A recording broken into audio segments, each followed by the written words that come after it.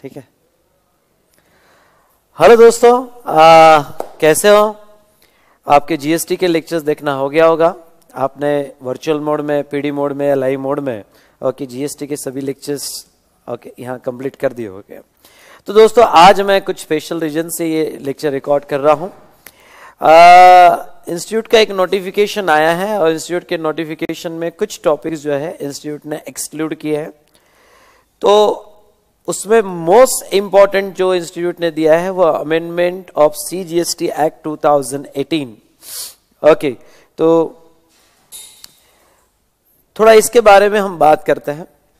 Okay, सबसे important announcement जो ICAI institute ने दी है वो ये है कि changes as per CGST amendment act 2018 जो सितंबर 2018 में पास हुआ था, not applicable for May 2019 examination.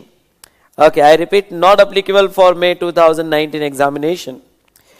तो दोस्तों पहले मैं जो आपको समझाना चाहता हूं वो ध्यान से और थोड़ा पेशेंस रख के सुन लीजिएगा, और फिर मैं क्या क्या चेंजेस जो मैंने पीडी मोड में या वर्चुअल मोड में कवर किए हैं वो पेज नंबर के साथ आपको बताऊंगा कि आपको क्या एप्लीकेबल नहीं होगा।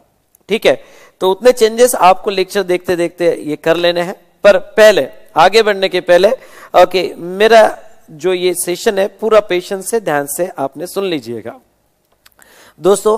ओके, अब क्या करें, जीएसटी सब्जेक्ट ही ऐसा है कि हमारे साथ सिर्फ गवर्नमेंट नहीं, इंस्टीट्यूट भी खेल खेल रही है।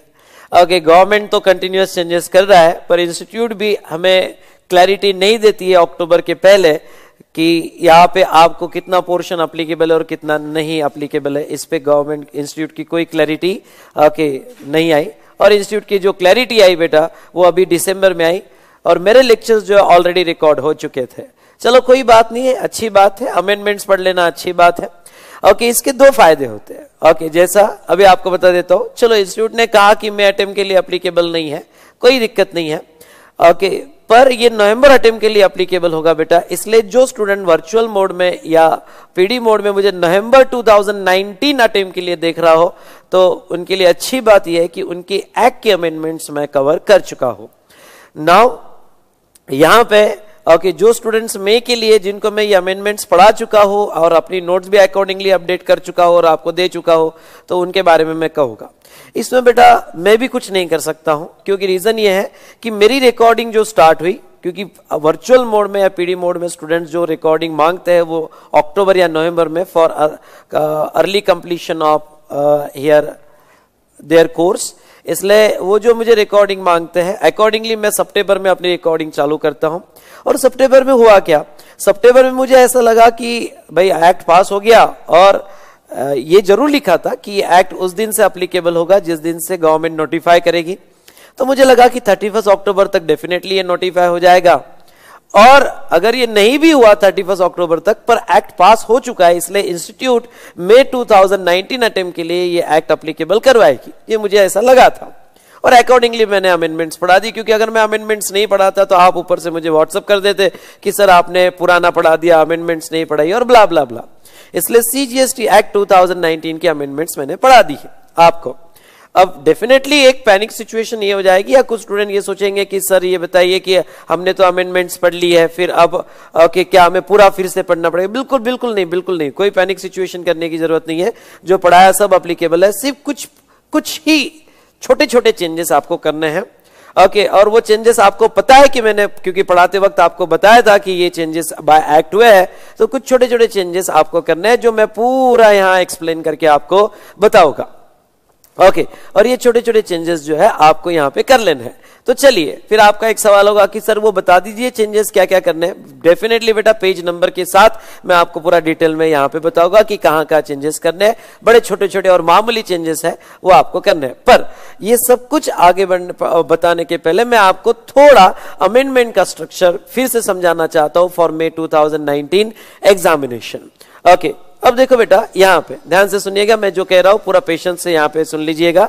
ओके, हाँ आप ओके पीडी मोड में या मुझे यूट्यूब पे सुन रहे होगे तो आप यूट्यूब पे सेटिंग में जाके मेरी स्पीड बढ़ा सकते हो, 1.5 कर सकते हो फटाफट सुनने के लिए। लेकिन ये सेशन जब आप मेरा सुन रहे हो तो आपके पास जो भी जीएसटी की मेरी नोट्स पड़ी होगी, पूरी नोट्स मॉड्यूल 1 2 3 4 जो भी होगा, ओके, वो सभी नोट्स आप अपने सामने रखिएगा और अपने सामने रखकर फिर ये ओके सेशंस यहाँ पे देखिएगा। पहले तो मुझे पॉज कर दीजिएगा, सभी नोट सामने रखिएगा और ये 1 घंटा मुझे सुन लीजिएगा। ओके, मैं जो कह रहा हूं यहाँ पे सबसे पहले तो आपको ये बता दूं बेटा कि जो चेंजेस होते हैं वो एक चेंजेस एक्ट में होते हैं। तो पहले जीएसटी में, जीएसटी के चेंजेस क्या है मैं आपको बताऊंगा। 2 मिनट बेटा।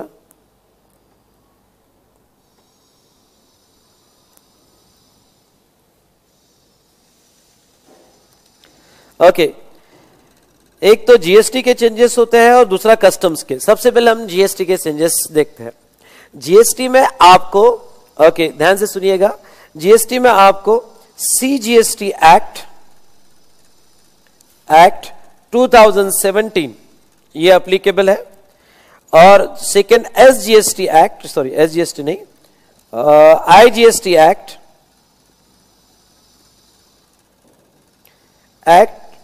2017 अप्लीकेबल होगा। तो ये 2 एक्ट आपको अप्लीकेबल होते हैं।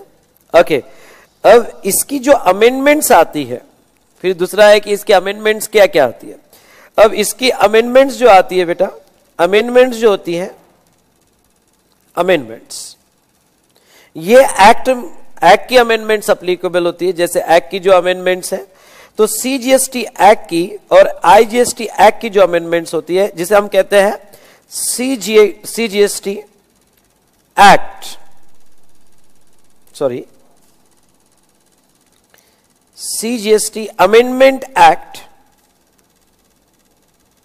अमेंडमेंट्स एक्ट जो अभी 2018 में पास हुआ। मतलब एक सीजीएसटी अमेंडमेंट एक्ट हर साल पास होगा जो ओरिजिनल बेस लॉ जो है ओके सीजीएसटी उसको अमेंड करेगा। ठीक है, दूसरे बाद में बेटा नेक्स्ट आईजीएसटी अमेंडमेंट्स एक्ट ये भी पास होगा और आईजीएसटी अमेंडमेंट्स एक्ट जो है ओके यहां पे 2018, आई रिपीट 2018 ये भी यहां पे ओके पास हुआ जो सितंबर में हुआ और इसके थ्रू एग्जिस्टिंग एक्ट में अमेंडमेंट की जाती है। इसके थ्रू एग्जिस्टिंग एक्ट में अमेंडमेंट की जाती है। इसे कही जाती है बेटा एक्ट की अमेंडमेंट्स, इसे कही जाती है एक्ट की अमेंडमेंट्स। अब हुआ क्या, ओके एक्ट पास हुआ, अमेंडमेंट एक्ट पास हुआ सितंबर में, मुझे लगा कि भाई वो एप्लीकेबल हो जाएगी, पर इंस्टीट्यूट का कहना है कि एक्ट की अमेंडमेंट्स में 2019 एग्जामिनेशन को एप्लीकेबल नहीं होती है। चलो ये तो ये बेटा एक्ट की अमेंडमेंट्स। नेक्स्ट अमेंडमेंट में होती है बेटा रूल्स की अमेंडमेंट्स, रूल्स की अमेंडमेंट्स। उसके बाद में नोटिफिकेशंस की अमेंडमेंट्स, जो प्रोसीजर नोटिफिकेशंस आते हैं ओके कि भाई प्रोसीजर में रजिस्ट्रेशंस वगैरह, तो नोटिफिकेशन की अमेंडमेंट्स और सर्कुलर्स और कुछ केस स्टडीज होगी तो केस स्टडीज।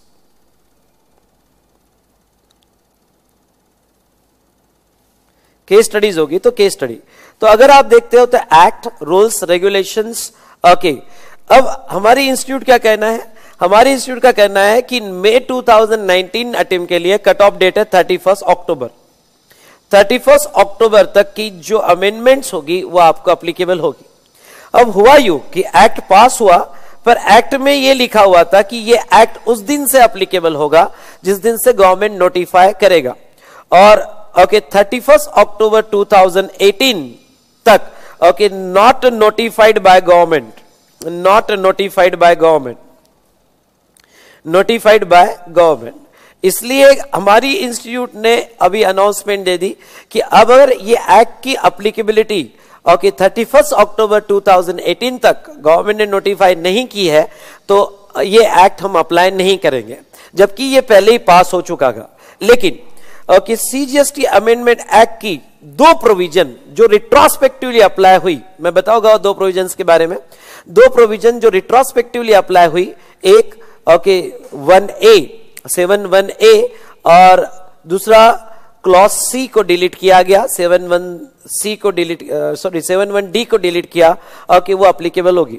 तो इसकी सिर्फ दो ही प्रोविजंस, ध्यान से सुनिएगा, ओके, मैं आपको बताऊंगा, इसकी सिर्फ दो ही प्रोविजंस आपको अप्लीकेबल करवाई जाएगी।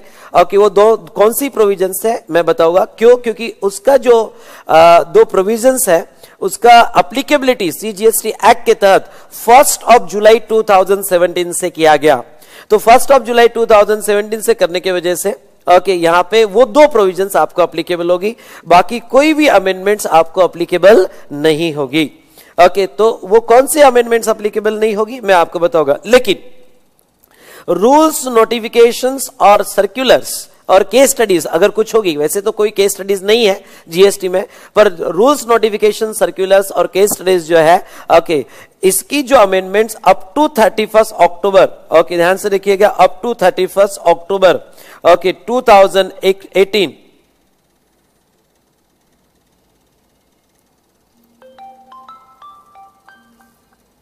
31 अक्टूबर 2018 तक की अमेंडमेंट्स अप्लीकेबल है, आपको अप्लीकेबल है। Okay, applicable for May as well as नवंबर 2019 एग्जामिनेशन। इसलिए जो स्टूडेंट नवंबर 2019 एग्जाम के लिए अपीयर हो रहे हैं उनके लिए तो इसकी अमेंडमेंट्स जो है उनको तो एक्ट भी अप्लीकेबल होगा, क्योंकि नवंबर में अटेम्प्ट है, तब तक तो नोटिफिकेशन आ जाएगा। और rules, notification, circulars, case study, इसकी ओके अमेंडमेंट्स उनको तो ओके, अगर आपका अटेम्प्ट नवंबर होगा तो उनको 30 अप्रैल तक की अमेंडमेंट्स अप्लीकेबल है बेटा। और 30 अप्रैल तक की अमेंडमेंट्स अगर आपको अप्लीकेबल, 30 अप्रैल 2019 तक की अमेंडमेंट्स अप्लीकेबल है, और वो अप्लीकेबल होगी तो एक्स्ट्रा जो 6 महीना है, क्योंकि मैंने जो अभी नोट्स में कवर किया वो 31 अक्टूबर 2018 तक की कवर किया, जबकि आपको कट ऑफ डेट अप्रैल 2019 है, जिसका अटेम्प्ट नवंबर 2019 है, तो ये 6 महीने की अमेंडमेंट्स के लेक्चर्स आपको अलग से आ जाएंगे। और एक्ट जो है बेटा, एक्ट भी आपको अप्लीकेबल होगा। और अच्छी बात तो ये है कि अगर आपका अटेम्प्ट नवंबर 2019 है तो मैंने तो एक्ट भी कवर कर लिया, तो वो सभी अमेंडमेंट्स आपको कवर होगी। वैसे मैं नवंबर अटेम्प्ट के लिए ज्यादा अमेंडमेंट्स एक्सपेक्ट नहीं कर रहा हूं, क्योंकि मुझे पहले ऐसा लगा था कि इलेक्शन पहले हो जाएगा, ओके, और बाद में गवर्नमेंट अमेंडमेंट बहुत सारी लाएगी, लेकिन इलेक्शन मई और जून में शिफ्ट हो गया है, ओके, तो उसके वजह से गवर्नमेंट इलेक्शन के पहले कोई अमेंडमेंट्स नहीं करेगी। तो अच्छी बात है कि 30 अप्रैल के पहले नवंबर अटेम्प्ट जिसका है उसके लिए ज्यादा अमेंडमेंट्स नहीं होगी, तो ये उनके लिए अच्छी बात है। तो ये जिन्होंने मेरा लेक्चर लिया होगा, ओके, तो वो लेक्चर के लिए ओके, वो आगे कंटिन्यू कर सकते हैं।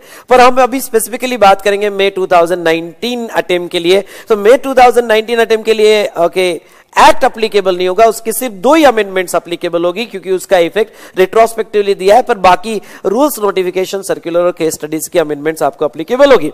अब दूसरी बात, इसलिए आपके नोट्स में मैंने बहुत जगह न्यूली इंसर्टेड, अमेंडेड लिखा हुआ है। तो बेटा वो जो न्यूली इंसर्टेड अमेंडमेंट्स है वो सिर्फ ओके एक्ट की अमेंडमेंट्स नहीं है, रूल्स की भी है, नोटिफिकेशन की भी है, सर्कुलर्स की भी है। तो वो जो रूल्स, नोटिफिकेशन, सर्कुलर्स है वो तो आपको पढ़ना ही है, ओके, सिर्फ एक्ट की अमेंडमेंट्स आपको अप्लीकेबल नहीं होगी। फिर एक नया क्वेश्चन आ जाएगा सर कि सर एक्ट की कौन सी अमेंडमेंट्स है, आप हमें थोड़ा गाइडेंस कीजिए, तो हमें समझ में आएगा कि ये अमेंडमेंट्स रूल्स की है कि एक्ट की है। तो बेटा एक्ट की कौन सी अमेंडमेंट्स है उसके लिए ये लेक्चर रिकॉर्ड कर रहा हूं, और ये लेक्चर आपको ध्यान से सुनना है, ओके, और अपने नोट्स में उतना करेक्शन कर लेने। तो मैं पेज नंबर के साथ ओके पूरा वो कहां एक्ट की अमेंडमेंट कौन कौन सी है वो आपको बताऊंगा, और आपको ओल्ड प्रोविजंस भी बताऊंगा और न्यू प्रोविजंस भी बताऊंगा। तो ओल्ड प्रोविजन क्या है मैं आपको ये भी यहां पे बताऊंगा। नाउ चलिए, अब दूसरी बेटा, ये तो हमने जीएसटी के बारे में देखा। जहां तक कस्टम्स की बात करें तो कस्टम्स की नोट कंप्लीटली अपडेटेड है। कस्टम्स एक्ट 1962, हाँ, अब मैं आपको बता दूं, कस्टम्स एक्ट 1962 ये अमेंड होता है फाइनेंस एक्ट, ये अमेंड होता है फाइनेंस एक्ट, ओके, हर साल का। जैसे आपको अप्लीकेबल है 2018, आपको फाइनेंस एक्ट 2018 अप्लीकेबल है, ओके। तो मैंने जो नोट्स दिए हैं इसमें 31 अक्टूबर तक के सभी सर्कुलर्स, नोटिफिकेशंस या फाइनेंस एक्ट 2018 अपडेटेड करके दिया है। इसलिए कस्टम में मैं जो पढ़ा रहा हूं वो पूरा अपडेटेड है, उसमें कोई भी चेंजेस आपको नहीं करने हैं, ओके। मैं सब कुछ अपडेट करके, चेंजेस करके आपको दे चुका हूं, ओके। अब बात है बेटा सिर्फ जीएसटी की। जीएसटी में गवर्नमेंट ने एक गड़बड़ कर दी, और गवर्नमेंट नहीं, आईसीएआई ने मेरे हिसाब से लगाना चाहिए था ये एक्ट, क्योंकि पास हो चुका था, ओके। लेकिन आईसीएआई का कहना था कि नोटिफाई नहीं हुआ 31 अक्टूबर तक, हमारी कट ऑफ डेट तक नोटिफाई नहीं हुआ तो हम कैसे अप्लाई करेंगे, तो भैया उन्होंने भी हमें कंफ्यूज करके रख दिया। तो ऐसे सिचुएशन में ओके सिर्फ जीएसटी अमेंडमेंट एक्ट आपको अप्लीकेबल नहीं है। तो चलो अब नेक्स्ट फटाफट ओके एक बार फिर से रूल्स के सभी अमेंडमेंट्स अप्लीकेबल है, नोटिफिकेशन के अप्लीकेबल है, सर्कुलर्स के अप्लीकेबल है, कस्टम्स का फाइनेंस एक्ट 2018 आपको अप्लीकेबल है, वो जो मैंने नोट्स जिस तरह से अपडेट करके दिए और आप अपडेटेड नोट्स पढ़ रहे हो ओके वो अप्लीकेबल है। बट हाँ, कोई अगर मुझे क्वेश्चन पूछेगा सर हमने अभी आपका लेक्चर नहीं पुराने लेक्चर किए, तो इनके लिए अमेंडमेंट्स फरवरी में आ जाएगी। ये जो भी एक्ट की अमेंडमेंट्स है फरवरी 2019 में अमेंडमेंट्स आ जाएगी at the end of the फरवरी, इसलिए मुझे व्हाट्सअप नहीं करना इस बात पे। ओके चलिए, तो अब आपको बता देता हूं कि आपको क्या क्या नहीं पढ़ना है। बड़ी खुशी की बात है बेटा, क्योंकि क्या कुछ नहीं पढ़ना हो तो मजा आता है। ओके, और क्या अपडेट करना है ओके पेज नंबर वाइज आपको देखना है। तो चलो आप नोट्स लेके रेडी हो गए हो, अगर नोट्स लेके रेडी हो गए तो फटाफट ओके छोटे छोटे चेंजेस जो करने हैं ओके वो कर लो, बस बहुत कम चेंजेस है एक्ट के बेटा। ओके बाकी जो भी अमेंडमेंट्स है रूल्स नोटिफिकेशन सर्कुलर्स के जो मैं ऑलरेडी कवर कर चुका हूं। तो सबसे पहले आपको आना है आपके मॉड्यूल सुनिएगा, आपके मॉड्यूल 2 में पेज नंबर 8 पे, कम ऑन पेज नंबर 8 पे, पेज नंबर 8 पे मॉड्यूल 2 पे जो सप्लाई का मॉड्यूल है उसके ऊपर आना है। और पेज नंबर 8 में 9.4, वैसे भी 9.4 कोई इंपॉर्टेंट नहीं है बेटा, क्योंकि 9.4 रिवर्स चार्ज का आपको याद होगा, तो 9.4 मैंने आपको पढ़ना भी नहीं है, पर एक चेंजेस कर लो, क्योंकि 9.4 में जो चेंजेस आए थे पहले ऐसा था कि जस्ट इतना लिखा हुआ था supply by unregistered to registered, okay उतना ही लिखा था, पर बाद में अमेंडमेंट हुई कि supply of specified category of goods, okay specified category of goods और services by unregistered to registered. ये सीजीएसटी एक्ट ने अमेंड किया था। वैसे ये इतनी इंपॉर्टेंट अमेंडमेंट नहीं है क्योंकि 9.4 पढ़ना भी नहीं है, लेकिन आपको जस्ट इतना काटना है कि स्पेसिफाइड कैटेगरीज ऑफ गुड्स और सर्विसेज और both okay supplier who is not registered वो रहने देना है, सिर्फ इतना काटना है। ओके और यहां स्पेसिफाइड केसेस काटना है, बस इतना सिंपल रहने देना है कि supplied by person who is not registered to registered तो रिवर्स चार्ज लगेगा। ये एक छोटी सी अमेंडमेंट से, तो इतना सिर्फ काटना है आपको। ओके उसके बाद में बेटा नेक्स्ट आप आ जाइए, हाँ पेज नंबर आपके नोट्स में मैं कहूं तो पेज नंबर 19 पे आ जाओ, पेज नंबर 19 पे आ जाओ। और पेज नंबर 19 में ओके ये जो सीजीएसटी एक्ट की अमेंडमेंट हुई थी कि यहां वर्ड एड एंड आया था, ये आपको अप्लीकेबल है। और डी क्लॉज जो है, डी क्लॉज ओके जो क्लॉज डी शेड्यूल 2 का ओमिट कर दिया गया, और वो जो 1A लाया गया था 1A supply okay under schedule 2, तो मैंने आपको यह समझाया था कि अब 1A आने के बाद शेड्यूल 2 का रूल सिर्फ सुनिएगा, शेड्यूल 2 का रूल जो है सिर्फ ओके क्लासिफिकेशन का रह गया है। अब वो सप्लाई नहीं माना जाएगा, सिर्फ वो सप्लाई ऑफ गुड्स और सर्विसेज क्लासिफाई करके देगा। ये दो अमेंडमेंट यानी क्लॉज डी को डिलीट करना, कम ऑन क्लॉज डी को डिलीट करना और 1A अप्लाई करना, ओके ये आपको अप्लीकेबल रहेगी। मैंने कहा था आपको दो अमेंडमेंट सीजीएसटी अमेंडमेंट एक्ट के अप्लीकेबल है जो रिट्रोस्पेक्टिवली 1 जुलाई 2017 से अप्लाई करवाई गई, इसलिए ओके सप्लाई के डेफिनेशन से क्लॉज डी को हटाया गया, ये आपको रहने देना है, इसमें कोई चेंजेस नहीं करना है, और 1A को ऐड करना है, इसमें कोई चेंजेस आपको नहीं करना है। तो बेटा okay this amendment is applicable for you, इसमें कोई चेंजेस आपको नहीं करना है। चलो ओके ये अच्छी बात है, 1A भी आपको एप्लीकेबल होगा। और आज ओके जो अमेंडमेंट हुई थी शेड्यूल 2 का रूल सिर्फ इतना ही रह गया, classification between supply of goods और supply of services. Is it clear? चलो आगे बढ़ते हैं बेटा।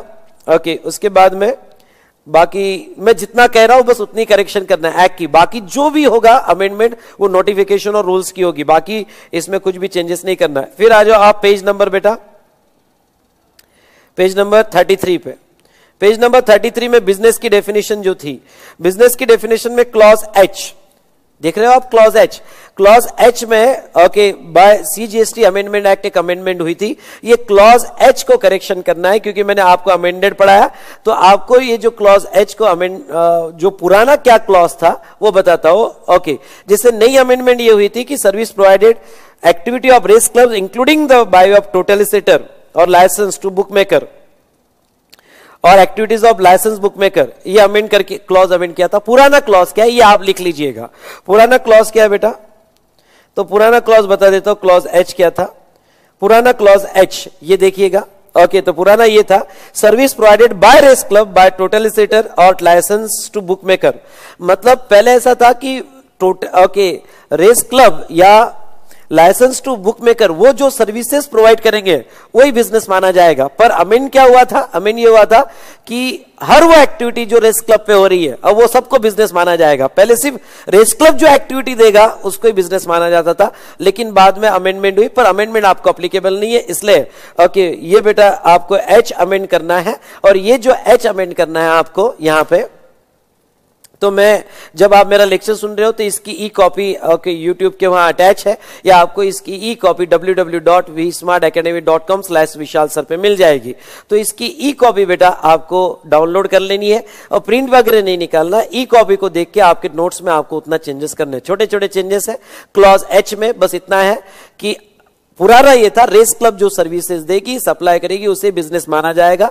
ओके नया जो आया था वो थोड़ा वाइडर स्कोप में आया था, तो ये पुराना आपको चेंज कर देना है। उसके बाद में बेटा नेक्स्ट आपको आना है ओके हाँ नेक्स्ट आना है आपको पेज नंबर 25 पे। नेक्स्ट पेज नंबर 25 पे जब आप आओगे बेटा तो पेज नंबर 25 पे ओके मैंने ये पढ़ाया था कि एक नया एक्सप्लेनेशन ऐड हुआ सर्विस के अंडर में।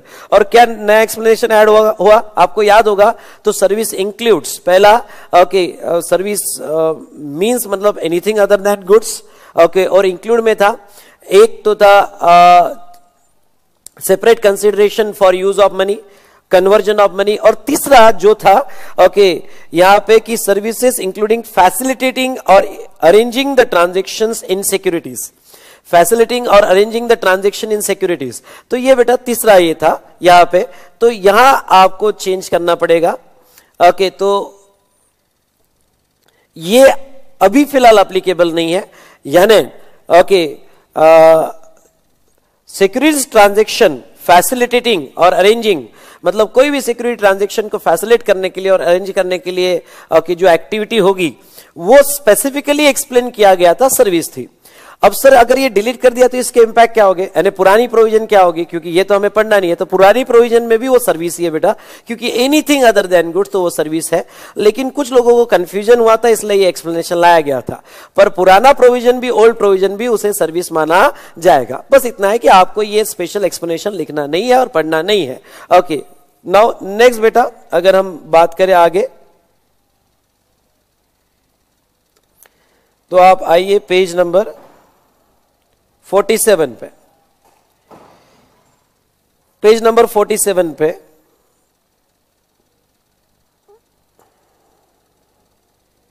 ओके पेज नंबर 47 पे मैं बता देता हूं। पेज नंबर 47 पे ओके सीजीएसटी अमेंडमेंट एक्ट के हिसाब से import of service by a person okay by a person लिखा था। अब ये पेज नंबर 47 पे अगर आप आओगे तो para 4 of schedule 1 para 4 of schedule 1 अगर आप सर्विस अपने रिलेटेड पार्टी से इंपोर्ट करते हो तो ऐसे सिचुएशन में वो इंपोर्ट ऑफ सर्विस माना जाएगा। तो इसमें क्या था बेटा, import of service by a person by okay amendment में क्या किया था कि पर्सन का स्कोप बढ़ा दिया था। आई रिपीट अमेंडमेंट में पर्सन का स्कोप बढ़ा दिया था ओके। पहले ओल्ड इसमें क्या था, तो ओल्ड इसमें सिर्फ आपको इतना ऐड करना है बेटा, पुराने प्रोविजंस में आपको ऐड करना है कि पहले इसमें था टैक्सेबल पर्सन, सुनिएगा ओके। तो आपको एक वर्ड ऐड करना है सिर्फ वहां पे टैक्सेबल पर्सन, मतलब ओके अमेंडमेंट के पहले ये था कि यहां पे टैक्सेबल पर्सन वर्ड यूज होता था। मतलब क्या, तो आपको जो पुराना पढ़ना है वो ये पढ़ना है कि पहले सिर्फ टैक्सेबल पर्सन इंपोर्ट करते थे। I repeat taxable person import करते थे तो पैरा 4 में डीम सप्लाई माना जाता था। लेकिन टैक्सेबल वर्ड हटा दिया अमेंडमेंट में और सिर्फ पर्सन वर्ड यूज किया गया ओके। तो स्कोप बढ़ा दिया, पर आपको ये बढ़ा हुआ स्कोप नहीं पढ़ना है, आपको सिर्फ इतना पढ़ना है ओके कि आज भी आपको पुरानी प्रोविजन फॉलो करनी है कि टैक्सेबल पर्सन इंपोर्ट करेगा तो ही वो इंपोर्ट ऑफ सर्विस माना जाएगा फ्रॉम रिलेटेड पार्टी। तो यहां एक वर्ड सिर्फ ऐड कर देना है, वो है टैक्सेबल पर्सन। चलो अच्छी बात है, आप पुरानी प्रोविजन भी पढ़ रहे हो और नई प्रोविजन भी पढ़ रहे हो ओके। अच्छी बात यह है कि जब आप चार्टेड बन जाओगे तो आपको नई प्रोविजन अपडेटेड रहेगी। या अनफॉर्चुनेटली अगर आप कोई रीजन के वजह से ओके क्लियर नहीं हो पाए तो आपको ये पता है कि अमेंडमेंट क्या हुई थी ओके। चलिए तो आपको सिर्फ टैक्सेबल पर्सन ऐड करना है ये पेज पे 47। फिर आ जाइए बेटा आप पेज नंबर 59A। 59A में जो शेड्यूल 3 था, शेड्यूल 3 में आपको याद होगा तो एम्प्लॉयर एम्प्लॉय का झगड़ा हुआ, दोनों कोर्ट में गए, ब्ला ब्ला ब्ला ओके उसमें ओके पैरा 6 ही थे, तो आपको अभी 6 तक ही पढ़ना है। पैरा 7 और पैरा 8, आई रिपीट पैरा 7 और पैरा 8 इसको स्क्रैच कर दो। स्क्रैच मतलब इसको इतना लिखो कि not applicable for exam. Okay scratch मतलब उसको उसके ऊपर पेंसिल यूज करना, अगर पॉसिबल हो तो। पेंसिल इसलिए यूज करना है क्योंकि अनफॉर्चुनेटली कोई रीजन की वजह से अगर आपका अटेम्प्ट रह जाए, ऐसा नहीं होगा बेटा, my best wishes with you, आप डेफिनेटली पास हो जाओगे, पर कोई रीजन की वजह से रह गया तो ये अमेंडमेंट्स आपको अप्लीकेबल रहेगी। ओके तो ऐसे सिचुएशन में यहाँ पे वो जो पैरा 7 ऐड हुआ था और पैरा 8 ऐड हुआ था वो आपको पेंसिल से स्क्रैच कर देना है और आपके अटेम्प्ट को अप्लीकेबल नहीं होगा। उसके बाद में बेटा नेक्स्ट यहां पे ओके आप आ जाइए पेज नंबर 84 पे, ठीक है, पेज नंबर 84 पे। ओके 9(4) में वही चेंजेस करने हैं बेटा। 9(4) में सप्लाइड ओके सिर्फ इतना ही रखना है, सप्लायर हु इज अनरजिस्टर्ड यानी not registered and who is registered, बाकी आपको स्क्रैच कर लेना है। तो ये भी स्क्रैच करना है और ये भी स्क्रैच करना है। ओके यहां पे ये भी स्क्रैच करना है, पेंसिल से स्क्रैच करना, सिर्फ इतना ही रखना। वैसे 9(4) इतना इंपॉर्टेंट नहीं है। ओके बर supply by non registered to registered, okay तो उतना ही रखना है। वो स्पेसिफाइड कैटेगरी आपको निकाल लेना है। उसके बाद में आप आ जाइए, हाँ कंपोजिशन स्कीम में आ जाइए बेटा। कंपोजिशन स्कीम में पेज नंबर 93 पे आ जाओ। कंपोजिशन स्कीम में पेज नंबर 93 पे आ जाओ।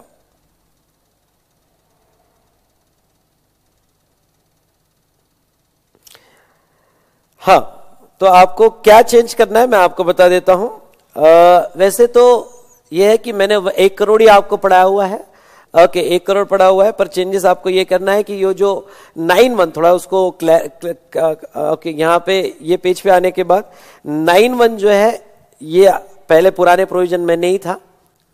9(1) की लेवी उसके सर इंपैक्ट क्या हुआ है? ओके उसके कोई खास इंपैक्ट नहीं, सिर्फ वो क्लैरिफिकेशन के लिए 9(1) वर्ड डाला था वहां पे।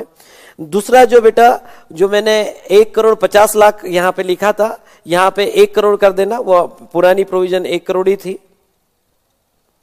तो 1 करोड़ 50 लाख नहीं, वहां पे आपको 1 करोड़ ही रखना है। ओके यहां पे, और यहां तो ऑलरेडी हम 1 करोड़ देख चुके हैं। लेकिन इंपॉर्टेंट ये बेटा कि जो प्रोविजो ऐड हुई थी, मोस्ट इंपॉर्टेंट कि जो प्रोविजो ऐड हुई थी, कौन सी प्रोविजो ऐड हुई थी? कि प्रोविजो ये ऐड हुई थी कि आप 5 लाख या फिर okay 10% of turnover in state तक का सर्विस दे सकते हो। ये प्रोविजो आपको अप्लाई नहीं होगी, ये मेजर चेंज है। ये प्रोविजो आपको अप्लाई नहीं होगी, ये मेजर चेंज है। मतलब सर मतलब ये बेटा ओके कि ये आपको पुरानी प्रोविजन में यही चलना है कि आपने अगर 1 रुपए की भी service they the, come on आपने अगर 1 रुपए की भी सर्विस दे दी तो आपको कंपोजिशन स्कीम नहीं मिलेगी।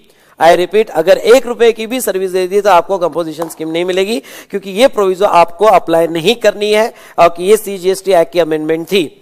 तो आपको ये ध्यान में रखना है कि सर्विस बिल्कुल ही अलाउड नहीं है for May 2019 examination composition scheme के लिए। ठीक है बेटा। उसके बाद में नेक्स्ट यहां पे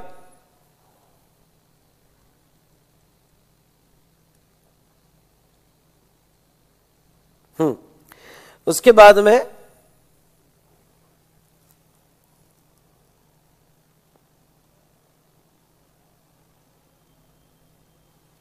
हाँ रेट के चेंजेस वगैरह सब अप्लीकेबल है, क्योंकि ये नोटिफिकेशन के चेंजेस है। बाकी सब अप्लीकेबल है, जो सिर्फ मैं कह रहा हूं अप्लीकेबल नहीं है उतने डिलीट करना। बाकी सब नोटिफिकेशन सर्कुलर्स के चेंजेस है, वो सब अप्लीकेबल हो गए। दूसरा, अगर आप पेज नंबर 95 पे आओगे तो पेज नंबर 95 पे ऐसा वर्ड है कि सो अदरवाइज प्रोवाइडेड अंडर सबसेक्शन 1। मतलब क्या कि conditions for composition scheme, composition scheme की एक कंडीशन थी कि आप सर्विस नहीं प्रोवाइड कर सकते अनलेस आपको सेव नहीं किया गया। ओके यानी 5 लाख तक या 10% तक आप सर्विस प्रोवाइड कर सकते हैं। लेकिन ओके वहां पे अमेंड करके सिर्फ आपको ये करना है, यानी जो पहली कंडीशन है वो कंडीशन में अमेंड करके आपको ये लिखना है he is not engage in, यानी पहली कंडीशन को चेंज कर दो और वहां पे नई कंडीशन ऐसे लिखना है he is not engage in supply of service other than catering and restaurant, मतलब क्या, किसी भी तरह से वो सर्विस में एंगेज नहीं चाहिए। क्यों? क्योंकि अमेंडमेंट्स अप्लीकेबल नहीं है, इसलिए ऑल प्रोविजन आपको यही लिखना है कि किसी भी तरह से वो सर्विस में एंगेज नहीं चाहिए। अगर किसी भी तरह से वो सर्विस में एंगेज रहा तो उसे कंपोजिशन स्कीम नहीं मिलेगी। तो ये थोड़ा करेक्शन कर लेना। ओके, आप ई कॉपी डाउनलोड करना बेटा, प्रिंट आउट निकालने की जरूरत नहीं, अननेसेसरी 50-60 पेजेस की प्रिंट आउट किया, आप उतनी चेंजेस कर लेना, पेंसिल को ये करके नए चेंजेस ऐड कर देना। ओके, तो ये वाला जो चेंज है, ओके, यहाँ स्टिकी नोट लगा के चेंजेस कर देना। ओके, तो not engage in supply of service other than restaurant and catering, जो क्लॉज बी की है, तो ये चेंजेस कर लेना। ओके, तो इन शॉर्ट मैं आपको ये कहना चाहूंगा कि कंपोजिशन स्कीम में जो 5 लाख का या 10% वाला उन्होंने बेनिफिट दिया, वो बेनिफिट फिलहाल मई के लिए अप्लीकेबल मत करवाना। वहां इतना ही लिखा कि सर्विस, लेकिन एक सर्कुलर मैंने पढ़ाया था, वो सर्कुलर ये पढ़ाया था कि अगर आपकी रेस्टोरेंट और कैटरिंग सर्विस होगी, सर्कुलर रेस्टोरेंट और कैटरिंग सर्विस होगी, तो उसके साथ आप एग्जाम सर्विस प्रोवाइड कर सकते हो, या फिर आप इंटरेस्ट ऑन डिपॉजिट वगैरह तक वो ले सकते हो, वो आपके टर्नओवर में कंसिडर नहीं होगा, तो वो सर्कुलर आपको अप्लीकेबल होगा बेटा। कि भाई कोई रेस्टोरेंट कैटरिंग वाला होगा तो वो एग्जम्प्ट सर्विस दे सकता है उसके साथ, या फिर वो इंटरेस्ट ऑन डिपॉजिट वगैरह का सर्विस दे सकता है, वो सर्कुलर आपको अप्लीकेबल होगा। लेकिन क्या हुआ था, सब लोगों के लिए जो 5 लाख या 10% की लिमिट लाई थी, वो अभी फिलहाल ओके आपके अटेम्प्ट के लिए अप्लीकेबल नहीं होगा। चलो, ये तो बात हुई बेटा कंपोजिशन स्कीम में, बाकी सब अमेंडमेंट्स आपको अप्लीकेबल है। उसके बाद में एक चैप्टर है payment of tax. Payment of tax में आप पेज नंबर 154 पे आओ, पेज नंबर 154 पे आओ, और पेज नंबर 154 पे इतना चेंजेस कर लेना है आपको कि जो सेकेंड वाला अमाउंट असेस इन इलेक्ट्रॉनिक क्रेडिट लेजर, उसमें जो एक सेक्शन ऐड किया था, सेक्शन 43A न्यूली इंसर्टेड, वो स्क्रैच कर देना है, वो आपको अप्लीकेबल नहीं होगा। 43A आपको अप्लीकेबल नहीं होगा, वो स्क्रैच कर देना है। ठीक है बेटा, तो वो 43A भी आपको मैं आगे नोट्स में दिया है, तो वो भी आपको नहीं पढ़ना है। ओके, और ये 43A आपको अप्लीकेबल नहीं होगा, वो था restriction on utilization of ITC। Okay, उसके बाद में बेटा यहां पे ये थोड़ा मैं आपको बता दूं कि जैसे आपको बताया, आप आ जाइए पेज नंबर 155, ये मैंने मॉड्यूल 1 में भी पढ़ाया था आपको। ओके, ये मैं बता देता हूं कि जैसे ओके एक रिस्ट्रिक्शन आया था, पहले तो आप ये डिलीट कर दीजिएगा, 2 पैराग्राफ जो न्यूली इंसर्टेड आए थे। ओके, ये रिस्ट्रिक्शन समझा देता हूं, तो आई रिपीट, आप आ जाइए पेज नंबर 155 पे। पेज नंबर 155 पे ये जो 2 पैराग्राफ मैंने ऐड किए थे वो डिलीट कर दीजिएगा, वो अप्लीकेबल नहीं है, उसका इंप्लीकेशन मैं समझाता हूं। और नीचे डायग्राम में ये जो स्पेशल बॉक्स में कमेंट दी थी, इसको भी डिलीट कर दीजिएगा। ओके, मैं ये बताता हूं क्या है। पुरानी प्रोविजन थी कि CGST का क्रेडिट आप CGST और IGST में, SGST का क्रेडिट SGST IGST में, और IGST credit IGST CGST SGST में यूज कर सकते हैं। लेकिन अमेंडमेंट ये आई थी कि जब SGST का क्रेडिट आप यूज कर रहे हो, ओके, तो SGST का क्रेडिट SGST में और बाद में क्या बेटा IGST में यूज होगे, पर IGST में आप SGST एडजस्ट तब करोगे जब CGST पूरा एडजस्ट हो चुका हो। अगर CGST का कोई बैलेंस रह गया होगा तो वो पहले ओके वो एडजस्ट करना पड़ेगा, और बाद में SGST आपको एडजस्ट करने मिलेगा। ओके, तो ये रिस्ट्रिक्शन था, मतलब SGST का ITC आप IGST के पेमेंट के लिए तब यूज कर सकते हो जब CGST पूरा खत्म हो चुका हो और बैलेंस CGST में नहीं हो, तो फिर आप SGST यूज कर सकते हो। तो ये रिस्ट्रिक्शन आया था, लेकिन अभी फिलहाल मैं अटेम्प्ट के लिए ये रिस्ट्रिक्शन अप्लीकेबल नहीं है। ये मैंने मॉड्यूल 1 में भी पढ़ाया था, बेसिक जब पढ़ा रहा था तो उसमें भी मैंने पढ़ाया था, पर ये रिस्ट्रिक्शन अप्लीकेबल नहीं है बेटा। तो चलो अच्छी बात है, ये रिस्ट्रिक्शन भी आपको अप्लीकेबल नहीं होगा। उसके बाद में आप आ जाइए on page number 156। Page number 156 पे ये जो 2 सेक्शन थे 49A और 49B, ये दोनों सेक्शन को डिलीट कर दीजिए, ये आपको अप्लीकेबल नहीं है। तो अच्छी बात है, आप भाई डिलीट करने स्क्रैच करने अच्छा लगता है, मे स्टूडेंट वाले जरूर करें, और मे स्टूडेंट वाले ये ओके दोनों प्रोविजन स्क्रैच कर दे। तो बेटा ओके बहुत से स्टूडेंट डर गए थे कि अरे बाप रे हमको बहुत कुछ नहीं पढ़ना पड़ेगा। नहीं बेटा, छोटे छोटे चेंजेस है और वो पढ़ना नहीं है, ये तो अच्छी बात है। ओके, पढ़ना नहीं है तो ये तो अच्छी बात है, तो ये दोनों भी चेंजेस आपको नहीं पढ़ने हैं। उसके बाद में आप आ जाइए ITC में पेज नंबर, हाँ ITC में पेज नंबर 174 पे आइए। हाँ, पेज नंबर 174 पे आइए। ओके ये bill to ship to model था, आपको याद होगा। तो अगर बिल टू इसको किया और शिप टू इसको किया तो इसको रिसीव उस दिन मान लिया जाएगा जिस दिन डिलीवर्ड कर दिया, क्योंकि आईटीसी की एक कंडीशन है रिसीव की। तो ऐसे सिचुएशन में bill to ship to model में कुछ चेंजेस हुए थे। वो चेंजेस कि और एज द केस में भी वर्ड आया था, फिर गुड्स का अलग आया था, सर्विस का अलग कर दिया था उन्होंने। ओके गुड्स का कब रिसीव माना जाएगा और सर्विस का कब रिसीव माना जाएगा, ये चेंजेस उन्होंने किए थे as per CGST amendment act. लेकिन बेटा ओल्ड प्रोविजन क्या थी, ओल्ड प्रोविजन मैं आपको बताता हूं जो आपको फॉलो करना है। ओल्ड प्रोविजन में ओनली गुड्स के लिए एप्लीकेबल था, तो ये आपको कॉपी कर लेना है या आपको इसके ऊपर ओके एक पेज पर लिख के ओके आपको उसके ऊपर स्टिक कर देना है। ओके ओनली गुड्स के लिए था, सर्विस के लिए नहीं था। ओके गुड्स के लिए ही बिल टू शिप टू था, मतलब ओके यहाँ पे बिल टू गुड्स का इसको होगा और सर्विस को इसको होगा, तो इसको गुड्स रिसीव माना जाएगा जब ये डिलीवर करेगा। सर्विस के लिए नहीं था। फिर लोगों ने कहा कि भाई सर्विस भी तो बिल टू शिप टू में जाती है, तो ऐसे केस में अमेंड करके उन्होंने सर्विस के लिए डाला, पर अमेंडमेंट्स आपको अप्लीकेबल नहीं है। ओके तो सर फिर अमेंडमेंट के पहले क्या होता था, तो अमेंड के पहले कंफ्यूजन ही था, कंफ्यूजन था मतलब सर्विस को मिलता ही नहीं था, सिर्फ ये बेनिफिट गुड्स को मिलेगा। तो आपको मई 2019 के लिए सिर्फ बेटा goods he, I repeat okay goods के ही में ही अप्लाई करवाना है, सर्विस के लिए अप्लाई नहीं करवाना है। मतलब अगर service bill to ship to model में होगी तो उसके लिए रिसीव की कंडीशन इंपॉर्टेंट थी। ओके पर रिसीव की कंडीशन इंपॉर्टेंट थी और वो कंफ्यूजन में था। ओके तो आपको अभी फिलहाल तो ये गुड्स के लिए ही अप्लाई करवाना है, तो ये ओल्ड प्रोविजन ही आपको अप्लाई करना है। तो ये ऊपर के इसमें सर्विस वाला, यानी अगर आपने ऐसा भी किया तो ओके कि ये जो आपके बुक में दिया सर्विस वाला, ये सर्विस वाला ओके इस पे स्क्रैच मार दिया और ओनली गुड्स का रखा तो भी चलेगा। ओके सर्विस का यहां से निकाल दो। तो यहाँ ये तो ओल्ड प्रोविजन बेटा। उसके बाद में आप अगर पेज नंबर 175 पे आते हो आईटीसी में, पेज नंबर 175 में, तो ये जो एज पर सेक्शन 43A ये अभी आपको अप्लीकेबल नहीं है, तो ये वर्ड निकाल दो वहां से, स्क्रैच कर दो 43A। चलो ये चेंजेस आपको करने हैं। उसके बाद में बेटा आप आ जाइए सेक्शन 17 अपॉर्शनमेंट ऑफ आईटीसी में, पेज नंबर 190 पे। हाँ पेज नंबर 190 पे आ जाओ बेटा। पेज नंबर 190 पे अपॉर्शनमेंट ऑफ आईटीसी अगर आप आओगे तो वहां पे जो एक एक्सप्लेनेशन ऐड हुआ था, वो एक्सप्लेनेशन ये ऐड हुआ था कि for the purpose of this section expression value exempt supply shall not includes the activities covered in schedule 3 okay except okay land and building. In short ये एक्सप्लेनेशन आपको applicable नहीं है, ये जस्ट क्लैरिफिकेशन था कि भाई एग्जाम सप्लाई के value में शेड्यूल 3 की एक्टिविटी कवर नहीं होगी। तो मैं इतना ही कहूंगा बेटा, ये क्लैरिफिकेशन आने के पहले भी हम सेम प्रोविजन अप्लाई करते थे, पर क्लैरिफिकेशन नहीं था क्योंकि शेड्यूल 3 वाली एक्टिविटी सप्लाई नहीं मानी जाती थी। अगर ये क्लैरिफिकेशन नहीं भी होता तो भी वो हम एग्जाम सप्लाई के वैल्यू में नहीं लेते, लेकिन उन्होंने जस्ट क्लैरिफाई किया था, इसलिए इसका इंपैक्ट कुछ नहीं है। ओके शेड्यूल 3 वाली एक्टिविटी बस इतना है कि आपको ये डिलीट कर देना है, आपको ये पैराग्राफ नहीं पढ़ना है। ओके और कोई ये मुझे पूछना चाहता है कि सर अगर अब शेड्यूल 3 वाली एक्टिविटी क्या होगा, तो अब शेड्यूल 3 वाली एक्टिविटी भी ओके ओल्ड प्रोविजन में भी सप्लाई नहीं मानी जाती थी क्योंकि उसे सप्लाई नहीं बोला जाता है। ओके पर ये पैराग्राफ आपको अभी नहीं पढ़ना है।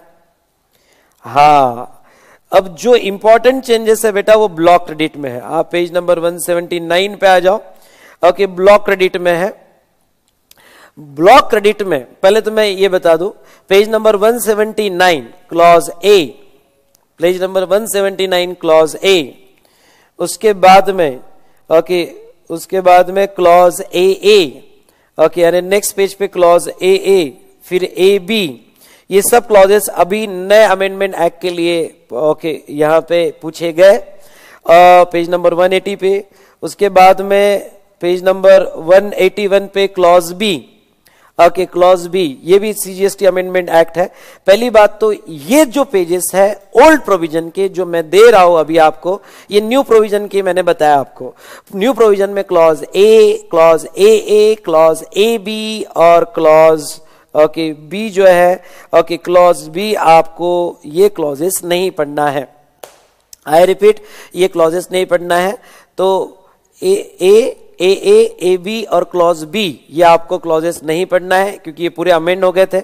इसके जगह क्लॉज ए और क्लॉज बी क्या है पुराने में बताओगा। हाँ, सी से आपको पढ़ना है क्योंकि सी ओल्ड और न्यू में सेम था, इसलिए सी वर्क्स कॉन्ट्रैक्ट वाला, डी कंस्ट्रक्शन वाला, वहां से आपको आगे कंटिन्यू करना है। लेकिन जो चेंज हुए थे, ओके, ए बी और बी, यहां चेंजेस हुए। तो मैं बता देता हूं बेटा ओल्ड प्रोविजन क्या थी, इसकी प्रिंट आउट निकालना है तो आपने निकाल लेना। ओके, ओल्ड प्रोविजन क्या थी, मैं ये आपको थोड़ा समझा देना चाहूंगा। ओके, ओल्ड प्रोविजन देखिएगा। ओके, तो यहां ओल्ड प्रोविजन दी है मैंने 17(5) ब्लॉक क्रेडिट, और मैं इसके इंपैक्ट भी आपको एक्सप्लेन करना चाहूंगा। ओल्ड प्रोविजन में यह था कि कोई भी मोटर व्हीकल हो उसके आईटीसी आपको नहीं मिलेंगे और किसी को नहीं मिलेंगे उसके आईटीसी। इसलिए वो जो पैसेंजर वाला क्राइटेरिया था, अगर आप न्यू प्रोविजन में देखते हो, ओके ओके, तो मैंने जो आपको पढ़ाया,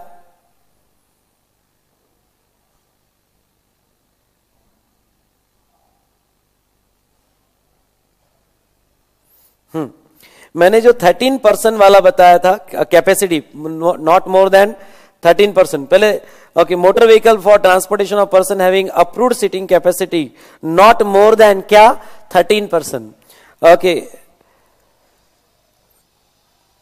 मतलब बसेस वगैरह के क्रेडिट अलाउ कर दिए थे, बसेस के नीचे अलाउ नहीं किए थे। पर पहले पुराने प्रोविजन में बेटा, अब मैं पुराने प्रोविजन में आता हूं, और ये पुराने प्रोविजन में यहां पे ओके, मैं आपको इतना ही कहना चाहूंगा कि पुरानी जो प्रोविजन थी इसमें कोई भी मोटर व्हीकल या कन्वेंस हो, कम ऑन, कोई भी मोटर व्हीकल या कन्वेंस हो, फिर वो बस क्यों ना हो, किसी के आईटीसी नहीं थे। वो 13 कैपेसिटी वाला नया अमेंडेड प्रोविजन आया था। ओके, लेकिन पुरानी प्रोविजन में मोटर व्हीकल कोई भी हो, बसेस हो या कोई भी कन्वेंस हो, आपको क्रेडिट नहीं मिलेंगे। ओके, तो इन शॉर्ट वो मोर देन 13 कैपेसिटी वाला जो बेनिफिट है वो अपने पुराने प्रोविजन में नहीं था, और वो आपको पढ़ना है। ओके, यानी आपको बस ये लिखना है कि कोई भी मोटर व्हीकल, बस हो, मोर देन 13 कैपेसिटी वाला हो, कुछ भी हो, आपको आईटीसी नहीं मिलेंगे। लेकिन 3 केसेस में आपको आईटीसी मिलेंगे। ये पुरानी प्रोविजन और ये नई प्रोविजन दोनों सेम है। 3 केसेस में मतलब क्या, आपने फर्दर सप्लाई के लिए ओके यूज किया तो आपको मिलेगा, ट्रांसपोर्टेशन ऑफ पैसेंजर के लिए यूज किया तो मिलेगा, और आपने इंपार्टिंग ट्रेनिंग और ड्राइविंग फ्लाइंग नेविगेशन तो आपको मिलेगा। और दूसरा बेटा, आपको ट्रांसपोर्टेशन ऑफ गुड्स के लिए होगा तो, आई रिपीट, किसके लिए, ट्रांसपोर्टेशन ऑफ गुड्स के लिए होगा तो मिलेगा। अब इसमें मैं बता देता हूं बेटा, पहले 3 के केस में वो टैक्सेबल सप्लाई होना चाहिए। टैक्सेबल सप्लाई होना चाहिए मतलब क्या, मतलब बेटा ओके, उससे आपकी कुछ कमाई होगी तो आपको आईटीसी मिलेगा 3 केस में। लेकिन ट्रांसपोर्टेशन ऑफ गुड्स के लिए ऐसी कोई रिस्ट्रिक्शन नहीं थी। तो ये तो मैंने ओके नए में इसमें भी पढ़ाया था, और पुराना तो स्पेसिफिकली था। और पुराना ये था कि ट्रांसपोर्टेशन ऑफ गुड्स जो है ओके, उसके लिए अगर यूज करोगे तो आपको आईटीसी मिल जाएगा। बस इतना ही क्लॉज ए था। ओके, फिर यहां पे आपने नए इसमें क्लॉज ए पढ़ा, कन्वेंस के लिए अलग पढ़ा। ओके, क्लॉज ए भी पढ़ा। ओके, रिपेयर्स, मेंटेनेंस या इंश्योरेंस सर्विस या रिलेटेड सर्विसेज जो है उसके सर्विस के क्रेडिट नहीं मिलेंगे। अब मैं आपको एक मोस्ट इंपॉर्टेंट प्रोविजन पढ़ाता हूं, और वो क्या, ध्यान से सुनिएगा। पुराने इसमें सिर्फ ब्लॉक क्रेडिट मोटर व्हीकल के थे, 2 ही एक्सेप्शंस थे। मतलब पुराने इसमें भी ट्रांसपोर्टेशन ऑफ गुड्स आप कोई भी पर्पस के लिए यूज करो जिससे टैक्सेबल सप्लाई हो या ना हो, ट्रांसपोर्टेशन ऑफ गुड्स के आईटीसी थे। हाँ, ये 3 एक्टिविटी के टैक्सेबल सप्लाई होगा तो ही आईटीसी आपको दिए गए थे। Is it clear? Taxable supply होगा तो ही आपको आईटीसी दिए गए थे। ये क्लियर हो रहा है आपको? तो ऐसे सिचुएशन में बेटा यहां पे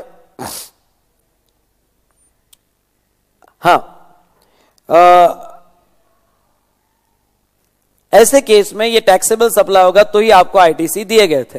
ओके, अब इसमें पहली बात, पुराने प्रोविजन में स्टेप बाय स्टेप सभी मोटर व्हीकल और कन्वेंस के क्रेडिट ब्लॉक कर देना, फिर वो बसेस वगैरह क्यों ना हो, सभी कन्वेंस के। दूसरा, यहां पे कंबाइन था मोटर व्हीकल और कन्वेंस, न इसमें मोटर व्हीकल के लिए अलग, कन्वेंस के लिए अलग, यानी शिप और वेसल्स के लिए अलग था, शिप और एयरक्राफ्ट के लिए अलग था। ठीक है, तो आपको वो दोनों कंबाइन करके दिया था। नेक्स्ट बेटा, यहां पे एक्सेप्शंस यहां सेम है, 3 एक्सेप्शंस के लिए आईटीसी अलाउड थे, और ट्रांसपोर्टेशन ऑफ गुड्स के लिए आईटीसी अलाउड थे। नेक्स्ट इंपॉर्टेंट, यहां जो क्लॉज बी, जैसे आप देखते हो ए, मैं थोड़ा नई इसकी प्रोविजन आपको बता दूं। जैसे क्लॉज ए वेसल और एयरक्राफ्ट के लिए अलग किया था, वहां वेसल और एयरक्राफ्ट के लिए अलग नहीं था। ओल्ड प्रोविजन में मोटर व्हीकल और कोई भी कन्वेंस हो, और वो कन्वेंस में वेसल और एयरक्राफ्ट भी कवर कर लिए थे। तो यहां पे बेटा ओके ये जो एक्सेप्शंस है, ये एक्सेप्शंस जो है ओके क्लॉज ए आपको नहीं पढ़ना है। ओके दूसरा यहां पे एक और रिस्ट्रिक्शन लाया था इन्होंने कि insurance, servicing, repairs, maintenance services, जो मोटर व्हीकल का आईटीसी आपको नहीं मिलता है, वो मोटर व्हीकल पर ये सर्विसेज लिए तो आपको आईटीसी नहीं मिलेगा, वो मोटर व्हीकल पे ये सर्विसेज आईटीसी नहीं मिलेगा। ऐसा क्लॉज ए बी पुराने इसमें नहीं था। आई रिपीट, पुराने इसमें ए बी क्लॉज नहीं था। मतलब क्या, पुरानी प्रोविजन क्या थी, ध्यान से सुनो। ओके पुरानी प्रोविजन बहुत सिंपल थी, किसी भी मोटर व्हीकल के या कन्वेंस में यहां लिख लेना, कन्वेंस में ओके एयरक्राफ्ट या व्हीकल एयरक्राफ्ट या वेसल होगा तो उसके भी आईटीसी नहीं थे। ओके फिर कोई भी मोटर व्हीकल और कन्वेंस के आईटीसी आपको तभी अवेलेबल थे जब ओके ये 3 पर्पस के लिए आप यूज कर रहे हो, ओके या ट्रांसपोर्टेशन ऑफ गुड्स के लिए आप यूज कर रहे हो, दो ही केस में। नाउ जो सर्विसेज के रिस्ट्रिक्शन है कि आपको रिपेयर्स, मेंटेनेंस, इंश्योरेंस के आईटीसी नहीं मिलेंगे अगर वो मोटर व्हीकल पे लिए गए, ऐसे पुराने इसमें नहीं था। पुराने इसमें नहीं था मतलब मई 2019 अटेम्प्ट के लिए आपको वो मेंटेनेंस, सर्विसिंग ओके या फिर इंश्योरेंस के आपको आईटीसी मिलेंगे, क्योंकि पुराने इसमें रिस्ट्रिक्शन नहीं था, इसलिए आपको पूरे आईटीसी दिए जाएंगे, क्यों ना वो मोटर व्हीकल से रिलेटेड हो, पर आपको आईटीसी दिए जाएंगे। इज इट क्लियर बेटा? थोड़ा कंफ्यूजन हो सकता है इसमें, ध्यान से मुझे सुनना। ओके तो आपको आईटीसी दिए जाएंगे, तो सर्विस पे कोई रिस्ट्रिक्शन नहीं था। और यहां पे जैसे ओके मोटर व्हीकल और कन्वेंस इसमें बाइफर्गेशन नहीं था। ओके यहां पे सभी एक ही क्लॉज ए में इंक्लूडेड था। तो I want to conclude, motor vehicle कोई भी हो, बस वगैरह कुछ भी हो, या कन्वेंस, वेसल, एयरक्राफ्ट कोई भी हो, उसके आईटीसी नहीं थे। लेकिन अगर आप 3 पर्पस के लिए यूज करते हो तो आईटीसी था, और ट्रांसपोर्टेशन ऑफ गुड्स के लिए यूज करते हो तो आईटीसी था। बस यहां क्लॉज खत्म, क्लॉज ए खत्म। नाउ अगर रिपेयर्स, इंश्योरेंस, मेंटेनेंस सर्विस था तो पुराने प्रोविजन में उसके आईटीसी अवेलेबल थे। Is it clear? ओके तो बस इतना एक इंपॉर्टेंट चेंज। फिर मैं बेटा बी क्लॉज में बताता हूं। यहां पे क्या था, क्लॉज बी में ओके थोड़ा ये देख लेना, क्लॉज बी यहां क्योंकि क्लॉज ए और क्लॉज बी ही चेंज हुआ है, सी से तो सेम है। ओके क्लॉज बी में food, beverage, outdoor catering, beauty treatment, health services, cosmetic, plastic surgery services, मतलब अगर ये सर्विस आप खरीदते हो तो आपको आईटीसी नहीं थे, इतना लिस्ट तो आपको मिल जाएगा। Okay cosmetic and plastic surgery यहां तक तो लिस्ट मिल जाएगा। ओके अगर ये सर्विस आप खरीदते हो तो आईटीसी नहीं था, पर ये अगर आप सेम कैटेगरी ऑफ सप्लाई, मतलब पुराने इसमें भी था, सेम कैटेगरी ऑफ सप्लाई के लिए खरीदते हो या कंपोजिट और मिक्स सप्लाई के लिए खरीदते हो तो आपको आईटीसी मिल जाएगा। कंपोजिट और मिक्स सप्लाई के लिए खरीदते हो तो आपको आईटीसी मिल जाएगा। ठीक है, तो ये बेटा कॉस्मेटिक। और आप अगर आपके बुक में नया देखते हो तो आपके बुक में नया कुछ ऐसा दिखेगा। ओके आपके बुक में नया जो है बेटा कुछ ऐसा दिखेगा कि फूड बेवरेजेस है, आउटडोर कैटरिंग है, ब्यूटी ट्रीटमेंट है, हेल्थ सर्विस है, कॉस्मेटिक एंड प्लास्टिक सर्जरी है, यहां तक है। बाकी जो है बेटा लीजिंग वाला और लाइफ इंश्योरेंस, हेल्थ इंश्योरेंस वाला, इसको यहां स्क्रैच कर देना, आपकी बुक में ये स्क्रैच कर देना, यहां तक ही रखना। यानी क्लॉज बी का 1 जो है वो कॉस्मेटिक और प्लास्टिक सर्जरी तक ही रखना, बाकी ये जो आपकी बुक में है ये स्क्रैच कर देना, ये स्क्रैच कर देना पेंसिल से, ये पेंसिल से आप स्क्रैच कर देना। ओके बाकी प्रोविजन सेम है, मतलब आपका पुरानी प्रोविजन कुछ ऐसी दिखेगी। ओके यानी आपकी बुक में पुराने जैसी प्रोविजन कुछ ऐसी दिखेगी, वो दिखा देता हूं आपको। वो क्या कि फूड और ब्यूरेजेस दिख रहा है, आउटडोर कैटरिंग दिख रहा है, ब्यूटी ट्रीटमेंट दिख रहा है, हेल्थ एंड कॉस्मेटिक सर्जरी दिख रहा है, और बाकी तो सेम है कि भाई अगर आपने सेम कैटेगरी ऑफ सप्लाई के लिए यूज किया या फिर आपने कंपोजिट मिक्स सप्लाई के लिए यूज किया तो उसका आईटीसी आपको मिल जाएगा। उसके बाद में बेटा क्लॉज 2 जो है okay membership of club and health and fitness services, ये सेम दिखेगा आपको। उसके बाद में हाँ ओके आपको क्लॉज 3 जो है वो ऐड करना है, क्लॉज 3 जो है वो ऐड करना है, ये लिख लेना है। क्लॉज 3 यहां चेंज हो जाएगा, वो इस तरह से आएगा, तो इसकी प्रिंट आउट ही निकाल लेना। क्लॉज 3 जो है इसकी प्रिंट आउट ही निकाल लेना और इस तरह से यहां पे क्लॉज 3 ऐड करना है, जो पुरानी प्रोविजन में था। जो नई प्रोविजन ओके आपको जो बुक दिया है उसमें नहीं था। क्या हुआ बता, मैं आपको बता देता हूं। वहां से हमने लीजिंग ऑफ ओके व्हीकल हटाया है, लीजिंग ऑफ व्हीकल हटाया है जिसका आपको आईटीसी नहीं मिलता है। ओके पुरानी व्हीकल ऐसा, पुराना प्रोविजन ऐसा था कि रेंट कैब और लाइफ इंश्योरेंस हमने ओके रेंट कैब और लाइफ इंश्योरेंस और हेल्थ इंश्योरेंस, सुनिएगा, रेंट कैब, लाइफ इंश्योरेंस और हेल्थ इंश्योरेंस जो है ओके आप किसी से भी बाय करते हो तो आपको आईटीसी नहीं मिलेगा। ओके आप किसी से भी बाय करते हो तो आईटीसी नहीं मिलेगा, पर अगर ये बाय लॉ कंपलसरी होगा, ओके अगर ये बाय लॉ कंपलसरी होगा तो आपको आईटीसी मिलेगा, या ये सेम सप्लाई के लिए यूज किया जाएगा तो आपको आईटीसी मिलेगा, या कंपोजिट और मिक्स सप्लाई के लिए यूज किया जाएगा तो आपको आईटीसी मिलेगा। ओके तो पहले ऐसा था कि रेंट कैब सर्विस किसी से भी लो, I repeat rent cab service, यानी अगर आप कोई मोटर व्हीकल हायर कर रहे हो, लीज पे ले रहे हो या कैब पे ले रहे हो तो आपको आईटीसी नहीं मिलेंगे। ओके लाइफ इंश्योरेंस के भी आईटीसी नहीं मिलेंगे, हेल्थ इंश्योरेंस के आईटीसी नहीं मिलेंगे, उसके एक्सेप्शन बस ये थे कि बाय लॉ अगर कंपलसरी होगा तो मिल जाएगा, या सेम कैटेगरी ऑफ सप्लाई या कंपोजिट और मिक्स सप्लाई होगा तो आईटीसी मिल जाएगा। ये था, ये तो पुरानी प्रोविजन जो थी जो आपको पढ़नी है। फिर इसको इन्होंने क्या कर दिया, इसको इन्होंने क्या कर दिया था अमेंडमेंट करते वक्त, यहां से निकाल के उन्होंने क्लॉज बी में डाल दिया था जो हमने अभी स्क्रैच किया है। ओके तो बस आपको इतना करना है कि आपके बुक में जो क्लॉज बी दिया है वहां से लीजिंग हायरिंग निकाल लेना है, लाइफ इंश्योरेंस हेल्थ इंश्योरेंस निकाल लेना है, ये समझ रहे हो, leasing hiring life insurance health insurance निकाल लेना है, और वो यहां पे ओके अलग से ये इस तरह से क्लॉज 3 में ओके यहां पे लिखना है। तो हमने वहां से स्क्रैच कर दिया और क्लॉज 3 में इस तरह से यहां लिखा जाएगा, ये समझ रहे हो आप, ठीक है। सो इतना थोड़ा आईटीसी में जो चेंजेस हुए क्लॉज ए और क्लॉज बी में, इतने पेजेस की प्रिंट आउट निकाल लेना, ठीक है। तो क्लॉज 3 में उसके बाद में बेटा, हाँ और एक बात कह दूं यहां पे clause 3 clause 4 leave travel concession वगैरह वो वैसा ही रहेगा। ओके तो next leave travel concession continue रहेगा, सिर्फ आपको इतना करना है कि ये ऐड कर देना है rent cab and life insurance services, leave travel concession वैसा ही रहेगा। और एक और चेंज बेटा वहां पे ओके हमने एक पैरा देखा था पुराने इसमें, वो ये कि भाई अगर कोई भी सर्विस मैंडेटेड बाय लॉ होगा, आई रिपीट कोई भी सर्विस मैंडेटेड बाय लॉ होगा तो उसके आईटीसी मिलेंगे, जबकि पुराने प्रोविजन में रेंट कैब, लाइफ इंश्योरेंस और हेल्थ इंश्योरेंस ये मैंडेटेड बाय लॉ होगा तो आपको उसके आईटीसी मिलेंगे।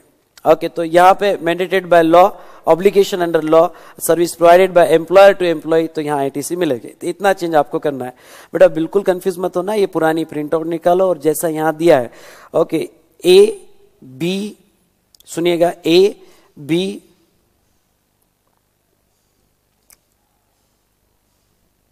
बी में 1 2, बी में 1 और 2,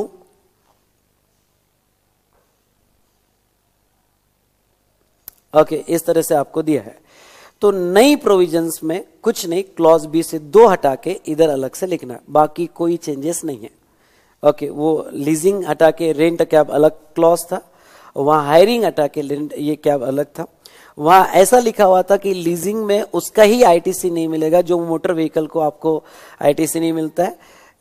ओल्ड प्रोविजन में बस इतना ही है कि कोई भी आप, अरे बस भी आप अगर हायर करते हो रेंट कैब में तो आपको आईटीसी नहीं मिलेगा, कोई भी कैब आप हायर करते हो तो आईटीसी नहीं मिलेगा, कोई भी लाइफ इंश्योरेंस और हेल्थ इंश्योरेंस आप हायर करते हो तो आईटीसी नहीं मिलेगा। जबकि अमेंडेड प्रोविजन में यह था कि उसका ही आईटीसी नहीं मिलेगा लीजिंग लाइसेंसिंग का, जो मोटर व्हीकल का आईटीसी आपको नहीं मिलता है, वो अगर लीज पे लिया तो नहीं मिलेगा। जबकि ओल्ड प्रोविजन में किसी के रेंट कैब का आईटीसी आपको नहीं था। बस इतने चेंजेस कर लेना। 3 4 वही है बेटा, leave travel concession to the employee 4, और सी क्लॉज से तो सेम है, बाकी कोई अमेंडमेंट्स नहीं है। ओके तो एक बार मैं रिवाइज कर देता हूं। ओल्ड प्रोविजन में वो 13 कैपेसिटी पैसेंजर वाला क्लॉज अप्लीकेबल नहीं होगा, किसी भी मोटर व्हीकल और कन्वेंस के आईटीसी आपको नहीं मिलेंगे। ओके उसके बाद में 3 केसेस में मिलेंगे, अगर वो टैक्सेबल सप्लाई होगा और ट्रांसपोर्टेशन ऑफ गुड्स होगा, ठीक है। हाँ maintenance, repair services, insurance services आपने मोटर व्हीकल के लिया तो आपको आईटीसी मिलेगा, वो पुराने प्रोविजन में ब्लॉक नहीं था। बी क्लॉज में आपको जो लीजिंग वाला क्लॉज है और हेल्थ और लाइफ इंश्योरेंस वाला क्लॉज है वो हटा देना है, और आपको अलग से क्लॉज 3 में यहाँ लिखना है रेंट कैब और life insurance services. Is it clear? Okay तो ये लिख लेना है अलग से क्लॉज 3, और क्लॉज 4 वही रहेगा बेटा। क्लॉज 4 कौन सा रहेगा? तो क्लॉज 4 बेटा यहाँ पे लीव ट्रेवल कंसेशन वाला वो क्लॉज 4 कंटिन्यू रहेगा। चलिए उसके बाद में आप आ जाइए पेज नंबर 182 पे, सॉरी पेज नंबर 228 पे। पेज नंबर 228 पे आ गए सभी? 228 पे आ जाइए। वहां से 92A ये हटा दीजिएगा, 92A हटा दीजिएगा। एक बार फिर से देख लो पेज नंबर 228 पे, ये 92A जो लिखा है ये हटा देना है ISD के इसमें। उसके बाद में आप पेज नंबर 241 पे आ जाओ। Page number 241 registration chapter, person liable for registration, section 22। इसमें बेटा एक अमेंडमेंट मैंने बताई थी कि थ्रेशोल्ड 10 लाख का सिर्फ कुछ ही स्टेट को अप्लीकेबल है और ये स्टेट को अप्लीकेबल अब 20 लाख हो गया है, पर ये अमेंडमेंट मई 2000 इसको अप्लीकेबल नहीं है। मतलब क्या? मतलब अब मैं जो कह रहा हूं ध्यान से सुनना। मतलब ये कि आपको इतना पोर्शन जो है यहां पे इतना पोर्शन जो है वो चेंज करना है। मतलब ये कि 10 लाख का लिमिट सबको अप्लीकेबल है। सुनिएगा, 10 लाख का लिमिट सबको अप्लीकेबल है एक्सेप्ट जम्मू एंड कश्मीर।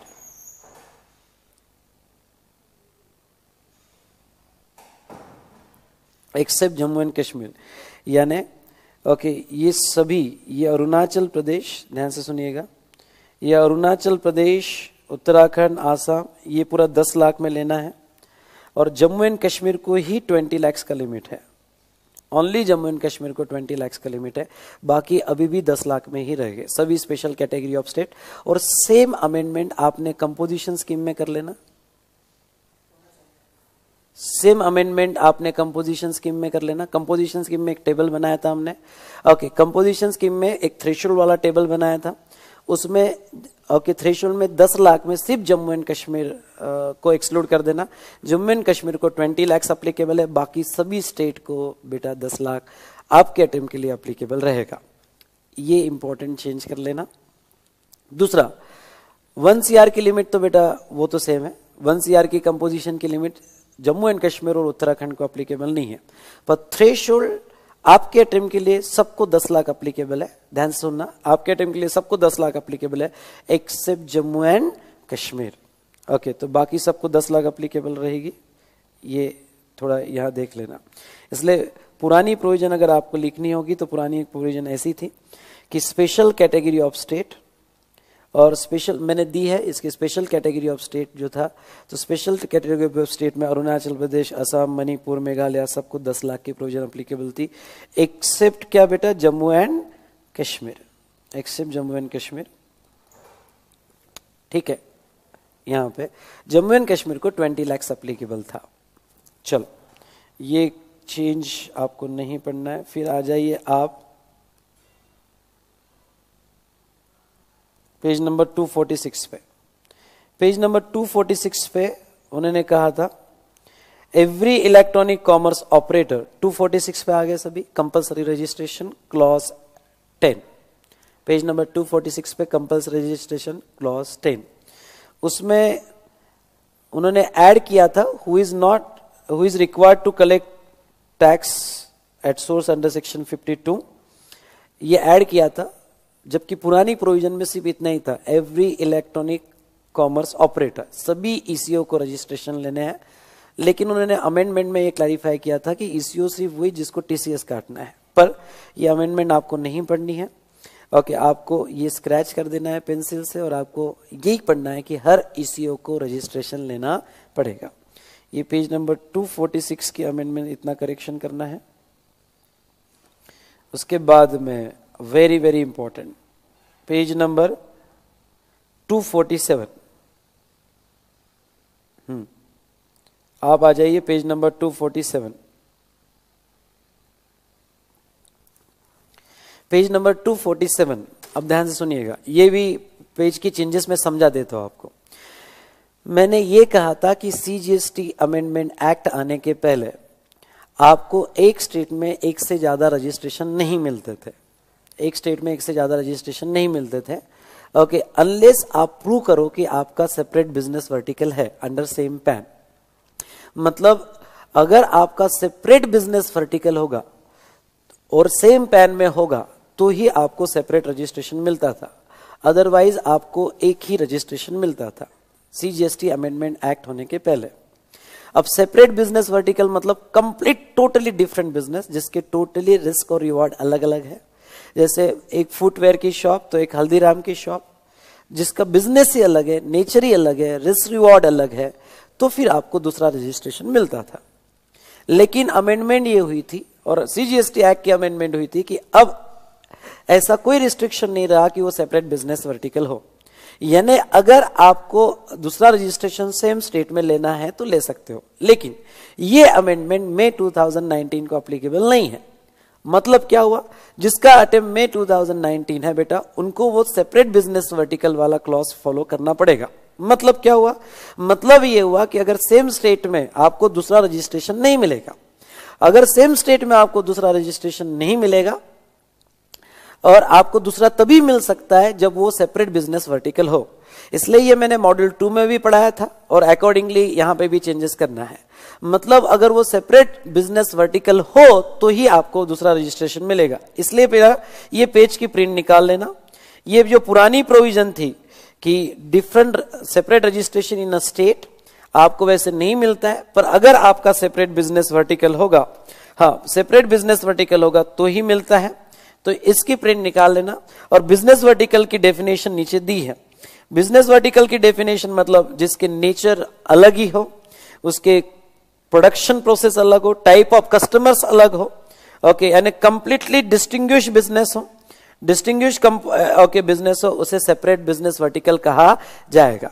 तो सिंपल अमेंडमेंट है वो ये कि आपको मई के लिए ये फॉलो करना है कि सेम स्टेट में जीएसटी में दूसरा रजिस्ट्रेशन नहीं मिलेगा अनलेस आप प्रूव नहीं करते हो कि वो सेपरेट बिजनेस वर्टिकल है। तो ये पेज नंबर की प्रिंट निकाल लेना, पेज नंबर 247, ओके, और ये पेज नंबर वहां, ओके, पुराना पेज नंबर वहां अटैच कर देना बेटा, नए की जगह ये पुराना अटैच कर देना, ओके, पेज नंबर 247। चलो, इतना आपको चेंज करना है। उसके बाद में आप आ जाइए पेज नंबर 258।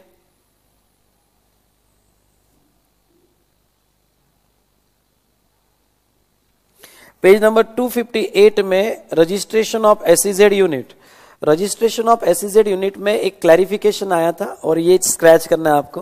क्या क्लैरिफिकेशन आया था, तो यहाँ पे क्लैरिफिकेशन ये आया था कि आपका अगर यूनिट एसईजेड में है तो उसका आपको सेपरेट रजिस्ट्रेशन लेना है, और मतलब सेम स्टेट में आपका पुणे में भी यूनिट है और मुंबई में एसईजेड में यूनिट है तो आपको उसका सेपरेट रजिस्ट्रेशन लेना पड़ेगा।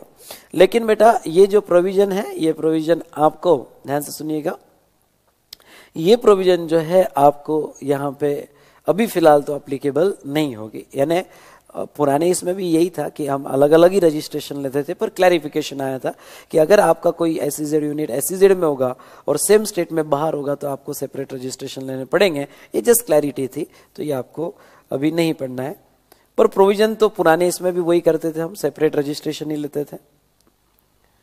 उसके बाद में आपको आना है पेज नंबर 256। पेज नंबर 256 पे ये जो प्रोविजो ऐड हुई थी कि पेंडेंसी ऑफ प्रोसीडिंग में ऑफिसर आपका रजिस्ट्रेशन जो है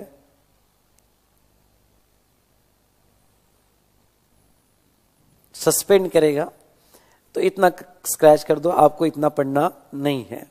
ओके, पेंडेंसी ऑफ प्रोसीडिंग में इतना आपको पढ़ना नहीं है। सेम अगर आप आते हो पेज नंबर 257 पे, तो पेंडेंसी ऑफ प्रोसीडिंग के केस में फॉर कैंसलेशन आपको सस्पेंशन ऑर्डर देगा, वो एक नई प्रोसीजर आई थी, वो आपको पढ़ना नहीं है। ओके, तो नेक्स्ट पेज पे भी वो स्क्रैच कर देना, पेज नंबर 257 पे। उसके बाद में आ जाइए आप बेटा पेज नंबर 375 पे, पेज नंबर 375 पे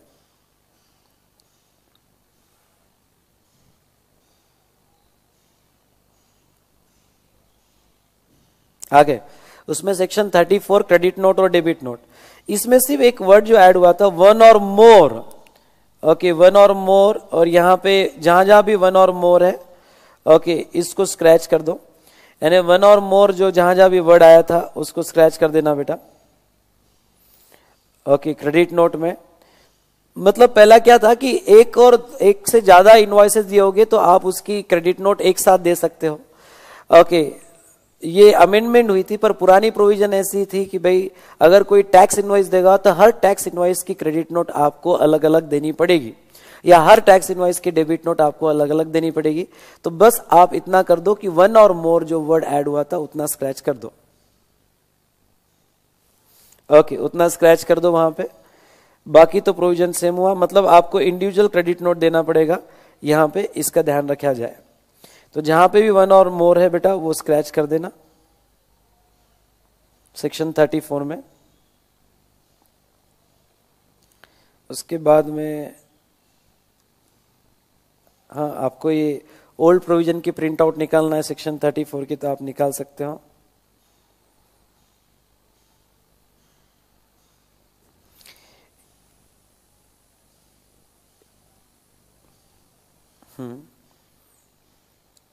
टेक्स्ट से भी आपने वन और मोर ये वर्ड निकाल देना। इसलिए अगर आप पेज नंबर 376 पे आओगे, पेज नंबर 376 पे आओगे, तो पेज नंबर 376 पे जो वर्ड था वन और मोर, वन और मोर, वो आपने निकाल देना है। बाकी तो सेम प्रोविजन है। ओके,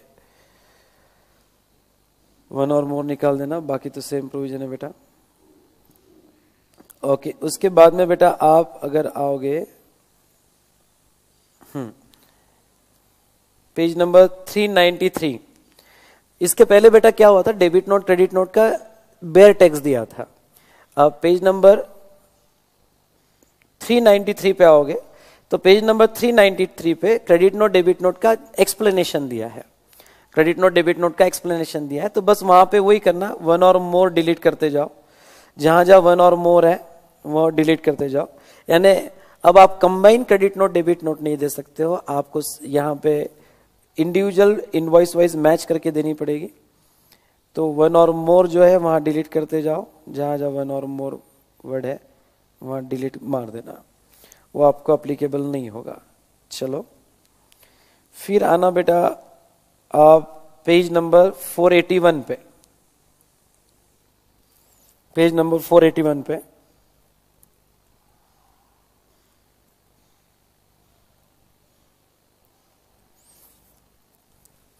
और पेज नंबर 481 पे ये जो प्रोविजो है ये प्रोविजो डिलीट कर दो, मतलब इसका कोई ज्यादा इंपैक्ट नहीं था।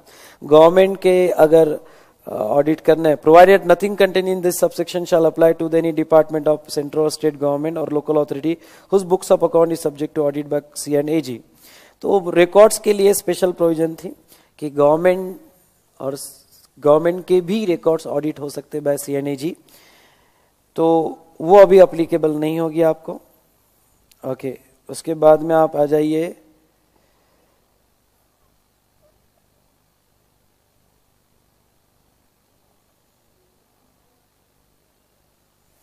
Page number 411, page number 411, page number 411 पे ये जो वर्ड ऐड हुआ था and to reform such other functions, ये डिलीट कर दो वहां पे ऑथराइजेशन में, ये डिलीट कर देना। मतलब गुड्स GSTP में एक ऑथराइजेशन में उनको था कि भाई to reform such other functions as may be prescribe, मतलब कुछ ऐसे फंक्शंस भी GSTP कर सकता है जो प्रिस्क्राइब किए जाएंगे, ये वर्ड ऐड हुआ था। तो अभी फिलहाल तो डिलीट कर देना GSTP में, पेज नंबर 411 पे। फिर आओ बेटा पेज नंबर यहाँ पे 514, 514 में ये जो एडजुडिकेटिंग अथॉरिटी है इसमें बस इतना ही चेंज हुआ कि CBEC के जगह CBIC वर्ड डाला था, central board of indirect taxes and custom, इसको पुराने प्रोविजन के हिसाब से CBEC कर देना। वैसे CBIC भी लिखा तो गलत नहीं है, पर पुरानी प्रोविजन थी CBEC, CBEC पुराने प्रोविजन में था, पेज नंबर 514 पे। फिर आप आना पेज नंबर 550 सॉरी 543 रिफंड में, 543 रिफंड में रिलेवेंट डेट्स, रिफंड में रिलेवेंट डेट्स 543, उसमें से बेटा ये जो बाय ओके इंडियन रुपीज में आपको पैसा मिला तो भी चलेगा, मतलब date of receipt of payment, यानी ओके रिलेवेंट डेट 2 साल तक आपने रिफंड क्लेम करना चाहिए। और एक्सपोर्ट सर्विस का होगा तो जिस दिन पैसा रिसीव हो जाएगा okay in convertible foreign exchange या आरबीआई के परमिशन के हिसाब से, तो उन्होंने एक नया वर्ड डाला था आरबीआई के परमिशन के हिसाब से, लेकिन आपके मे अटेम्प्ट को ये आरबीआई की परमिशन वाला क्लॉज अप्लाई नहीं होगा। मतलब जिस दिन पैसा कन्वर्टेबल फॉरेन एक्सचेंज में आएगा उस दिन से ही 2 साल कैलकुलेट किए जाएंगे, आरबीआई परमिशन वाला क्लॉज आपको अप्लीकेबल नहीं होगा। उसके बाद में नेक्स्ट बेटा, अगर रिफंड आपके अनयूटिलाइज आईटीसी के है, जीरो रेटेड सप्लाई के इन्वर्टेड स्टैक स्ट्रक्चर में, तो end of the financial year in which such claim for refund arises, मतलब जिस दिन फाइनेंशियल ईयर एंड होगा वहां से आप सुनिएगा, वहां से आप 2 साल में क्लेम कर सकते थे। And due date of furnishing of return under section 39 for the period in which such return can be claim, okay ये हटा दो। मतलब उस पहले ये प्रोविजन थी कि आप ओके मंथली जो आपकी रिटर्न की डेट है वहां से भी आप क्लेम कर सकते हो, ये अमेंडेड प्रोविजन थी, तो ये प्रोविजन आपको अप्लीकेबल नहीं होगी, आपको एंड ऑफ फाइनेंशियल ईयर से 2 साल कंसीडर किया जाएगा। ओके तो ये एक प्रोविजन है बेटा यहां पे, तो ये प्रोविजन हटा दो यहां से। उसके बाद में बेटा पेज नंबर 540 में, page number 542 sorry 540 refund chapter में एक्सपोर्ट सर्विस का डेफिनेशन है। तो एक्सपोर्ट सर्विस के डेफिनेशन में एक अमेंडमेंट हुई, वो था कि Indian rupees which where ever permitted by RBI, तो इंडियन रुपीज में भी अगर लाते हो तो चलेगा, क्योंकि आपको पता है एक्सपोर्ट सर्विस में कन्वर्टेबल फॉरेन एक्सचेंज में आना चाहिए, लेकिन आरबीआई अगर परमिट करता है तो इंडियन रुपीज में आना चाहिए। अमेंडमेंट हुई थी, तो फिलहाल ये अमेंडमेंट अप्लीकेबल नहीं है, मतलब आपका पैसा कन्वर्टेबल फॉरेन एक्सचेंज में ही आना चाहिए। सेम अमेंडमेंट आईजीएसटी एक्ट में ओके होगी, तो सेम अमेंडमेंट आईजीएसटी एक्ट में यहाँ पे बेटा, तो आईजीएसटी एक्ट में भी आपका जो एक्सपोर्ट सर्विस का डेफिनेशन है वो मैं जो आगे लूंगा तो उसमें भी ये अमेंडमेंट होगी। उसके बाद में पेज नंबर अगर आप आओगे तो पेज नंबर आ जाओ बेटा 544, तो पेज नंबर 544 पे आपको एक छोटा सा चेंज करना है। ओके 544 में क्वेश्चन नंबर 7 जो है, क्वेश्चन नंबर 7 में पहला पॉइंट है ए क्लॉज। ए क्लॉज में जहां एक्सपोर्ट वर्ड है, एक्सपोर्ट के जगह पुराना वर्ड था जीरो रेटेड सप्लाई और नया वर्ड था एक्सपोर्ट, तो आपको पुराना वर्ड यूज करना है और पुराना वर्ड यूज करना है जीरो रेटेड सप्लाई। ठीक है, तो आपको एक्सपोर्ट निकाल के जीरो रेटेड सप्लाई वहां यूज करना है। उसके बाद में आप आ जाओ पेज नंबर, हाँ पेज नंबर 534। पेज नंबर 534 पे जो रिकवरी मैकेनिज्म में एक एक्सप्लेनेशन था वो एक्सप्लेनेशन रिमूव कर देना है। Okay person includes deemed distinct person, okay ये एक्सप्लेनेशन था, तो पहले भी provision deemed distinct person cover होती थी, पर जब उसको एक्सप्लेन किया था तो फिलहाल ये एक्सप्लेनेशन अप्लीकेबल नहीं होगा। तो सर नहीं होगा तो फिर पुराने इसमें भी वो इंटरप्रिटेड था, लेकिन उसका एक्सप्लेनेशन अभी आया था, पर अभी आपको अप्लाई नहीं करना है। फिर अपील चैप्टर में आपको आना है, अपील चैप्टर में पेज नंबर 610 पे आना है, और पेज नंबर 610 में अपील चैप्टर में आपको ये जो लिमिट अमेंड होके आई थी बेटा, ओके ये प्री डिपॉजिट्स की लिमिट जो है 20% या रिमेनिंग अमाउंट, ओके या सब्जेक्ट टू मैक्सिमम 50 करोड़ वगैरह, तो ये जो मैक्स ये अमेंड होके आई थी 50% वाला, तो 50 करोड़ वाला क्लॉज आपको अप्लीकेबल नहीं है। मतलब आपको एक तो full tax amount and 20% of remaining disputed amount और मैक्सिमम लिमिट इसको अप्लीकेबल नहीं थी, तो वो 50 करोड़ जो है वो लिमिट आपको अप्लीकेबल नहीं होगी। एज वेल एज यहाँ पे हाँ 50 करोड़ की लिमिट आपको अप्लीकेबल नहीं होगी, तो ये आपको प्री डिपॉजिट में, और इधर 25 करोड़ जो था वो 25 करोड़ की लिमिट आपको अप्लीकेबल नहीं होगी। तो आपको सिर्फ इतना रिमूव करना है, ये सब्जेक्ट टू मैक्सिमम 25 करोड़ इसको डिलीट कर दो और सब्जेक्ट टू मैक्सिमम 50 करोड़ इसको डिलीट कर दो, बाकी रिमेनिंग प्रोविजन सेम रहेगी। ओके तो इतना सा डिलीट कर देना है आपको यहाँ पे प्री डिपॉजिट्स में।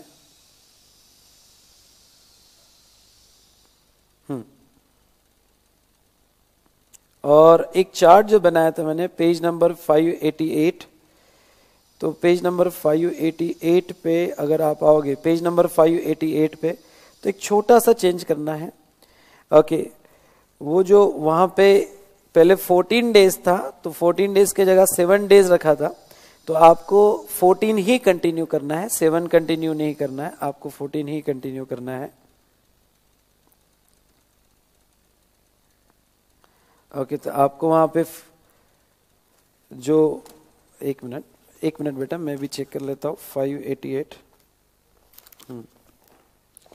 588 में 14 जो आया था, तो आपको सॉरी 588 में नया 14 आया बेटा, नया 14 आया है, तो आपको 14 नहीं, आपको 7 ही कंटिन्यू करना है, आपको 7 डेज ही कंटिन्यू करना है, 14 कंटिन्यू नहीं करना है। ओके, 7 डेज में होगा। ओके, कॉन्फिस्केशन और पेनल्टी का। और उसके बाद में पेज नंबर 466 पे आओ, थोड़ा पीछे जाते हैं, पेज नंबर 466 पे आओ।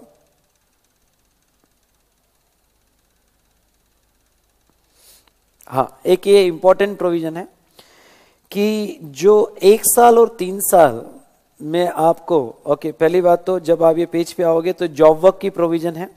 जॉब वर्क के केस में आपको 1 साल और 3 साल में कैपिटल गुड्स वापस लाना जरूरी था, लेकिन उसको एक्सटेंशन मिलता था फॉर फर्दर 1 ईयर और 2 ईयर्स। ये एक्सटेंशन अभी में एग्जाम को अप्लीकेबल नहीं होगा, यानी आपको 1 साल या 3 साल में इनपुट्स या कैपिटल गुड्स लाना पड़ेगा, और ये एक्सटेंशन आपको अप्लीकेबल नहीं होगा बेटा in case of job work. इतना चेंज करना है ऑन पेज नंबर 466। ओके, तो वो एक्सटेंशन वाली प्रोविजन आपको अप्लीकेबल नहीं होगी। उसके बाद में बेटा नेक्स्ट, अब आ जाओ IGST एक्ट में, पेज नंबर 322। पहले तो बेटा IGST एक्ट में मैंने इसमें नहीं कवर किया होगा, तो भी मैं आपको एक बात बता दूं।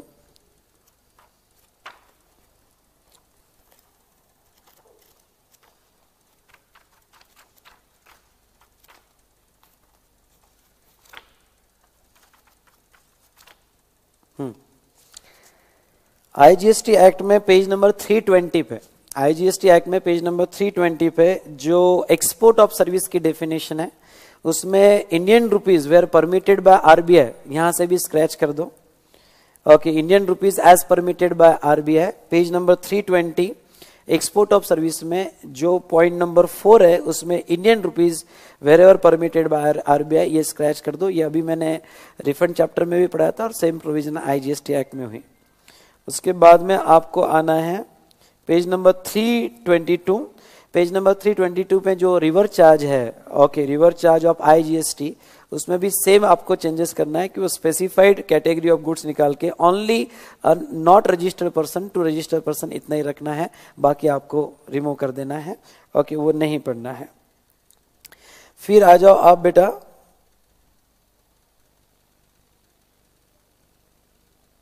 पेज नंबर 329 पे। पेज नंबर 329 पे जो ओल्ड वर्ड था बिजनेस वर्टिकल, ओके, वो बिजनेस वर्टिकल आपको कंटिन्यू रखना है। ओके, जैसा मैंने कहा कि बिजनेस वर्टिकल कंसेप्ट जो है अमेंडमेंट एक्ट में उड़ गया है, लेकिन आपको वो कंटिन्यू रखना है, being a business vertical. Okay, मतलब क्या बेटा, मतलब यहाँ पे आपको, okay, being a business vertical, ये आपको वर्ड कंटिन्यू रखना है। ओके, आपको वो रिमूव नहीं करना है। ओके, उसके बाद में आप आ जाओ पेज नंबर 339 पे। पेज नंबर 339 पे आ गया, पेज नंबर 339 पे, और पेज नंबर 339 पे आते हो तो वहां 12(8) में एक अमेंडमेंट हुई थी, और वो अमेंडमेंट हुई थी कि provided where transportation of goods to a place outside India, the place of supply shall be place of destination of such goods. Okay, place of supply shall be place of destination of goods. अगर आपका transport India के बाहर होगा और दोनों parties India में होगी, तो जहां उसका डेस्टिनेशन है वो माना जाएगा, पर ये प्रोविजो आपको अप्लीकेबल नहीं रहेगी। इसका इंपैक्ट ये आएगा बेटा कि ओके, अगर दोनों पार्टीज इंडिया में है तो लोकेशन ऑफ सच रेसिपिएंट ही माना जाएगा, या एड्रेस ऑफ रेसिपिएंट ही माना जाएगा, प्लेस आउटसाइड इंडिया नहीं माना जाएगा। Is it clear? तो ये अमेंडमेंट आपको अप्लीकेबल नहीं होगी। उसके बाद में आप आ जाओ पेज नंबर 353, पेज नंबर 353 पे आ जाओ। पेज नंबर 353 में सेक्शन 13(3), 353 पे सेक्शन 13(3) में ये जो एक्सेप्शन था कि अगर टेम्पररी गुड्स इंडिया में आता है फॉर रिपेयर पर्पस, तो टेम्पररी इंडिया में रिपेयर पर्पस के लिए आता है, तो रिपेयर करके आप वापस एक्सपोर्ट कर देते हो तो उसका प्लेस ऑफ सप्लाई 13(2) से फिक्स होगा एंड नॉट बाय 13(3).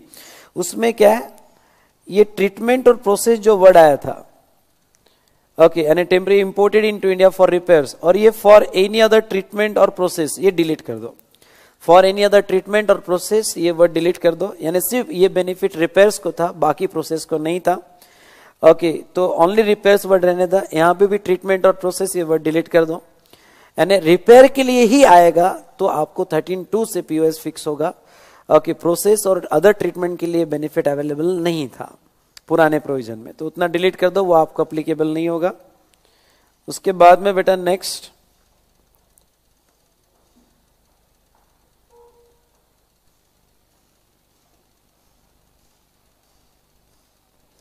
और लास्ट पेज नंबर आप 367 पे आ जाना।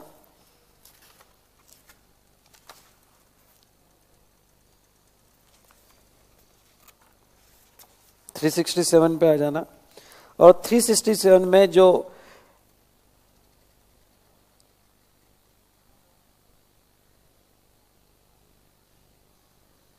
ये प्रोविजो थी अपील वाली, ये डिलीट कर दो फिलहाल, ये कोई काम की नहीं है तो ये डिलीट कर देना अभी फिलहाल, तो डिलीट कर दो, ठीक है। ये जो प्रोविजो आई थी, तो इतने चेंजेस आपको अप्लीकेबल हो गए।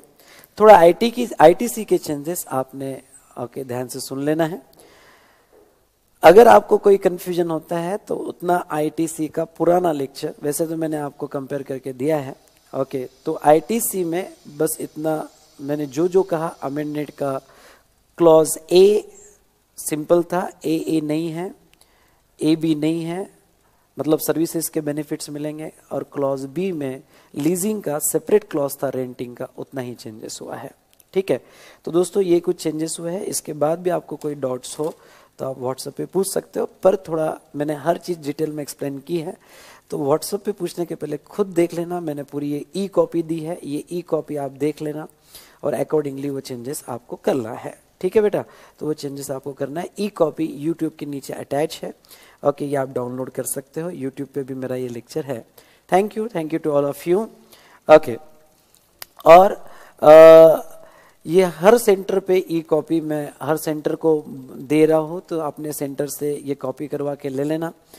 वैसे कॉपी करवाने की ज़रूरत नहीं बेटा, www.vsmartacademy.com/विशाल सर पे ये कॉपी डाल रहा हूँ ई कॉपी चेंजेस की, तो ये चेंजेस की कॉपी आपने देख लेना। जिसको पीडी मिल रहा है तो पीडी में भी इसकी ई कॉपी मैं डाल रहा हूँ, तो पीडी में आपकी ई कॉपी होगी, तो आपको नहीं भी मिला तो भी मिल जाएगा, और हम फ्रेंचाइजी सेंटर को भी ये कॉपी भेज रहे हैं। Thank you to all of you.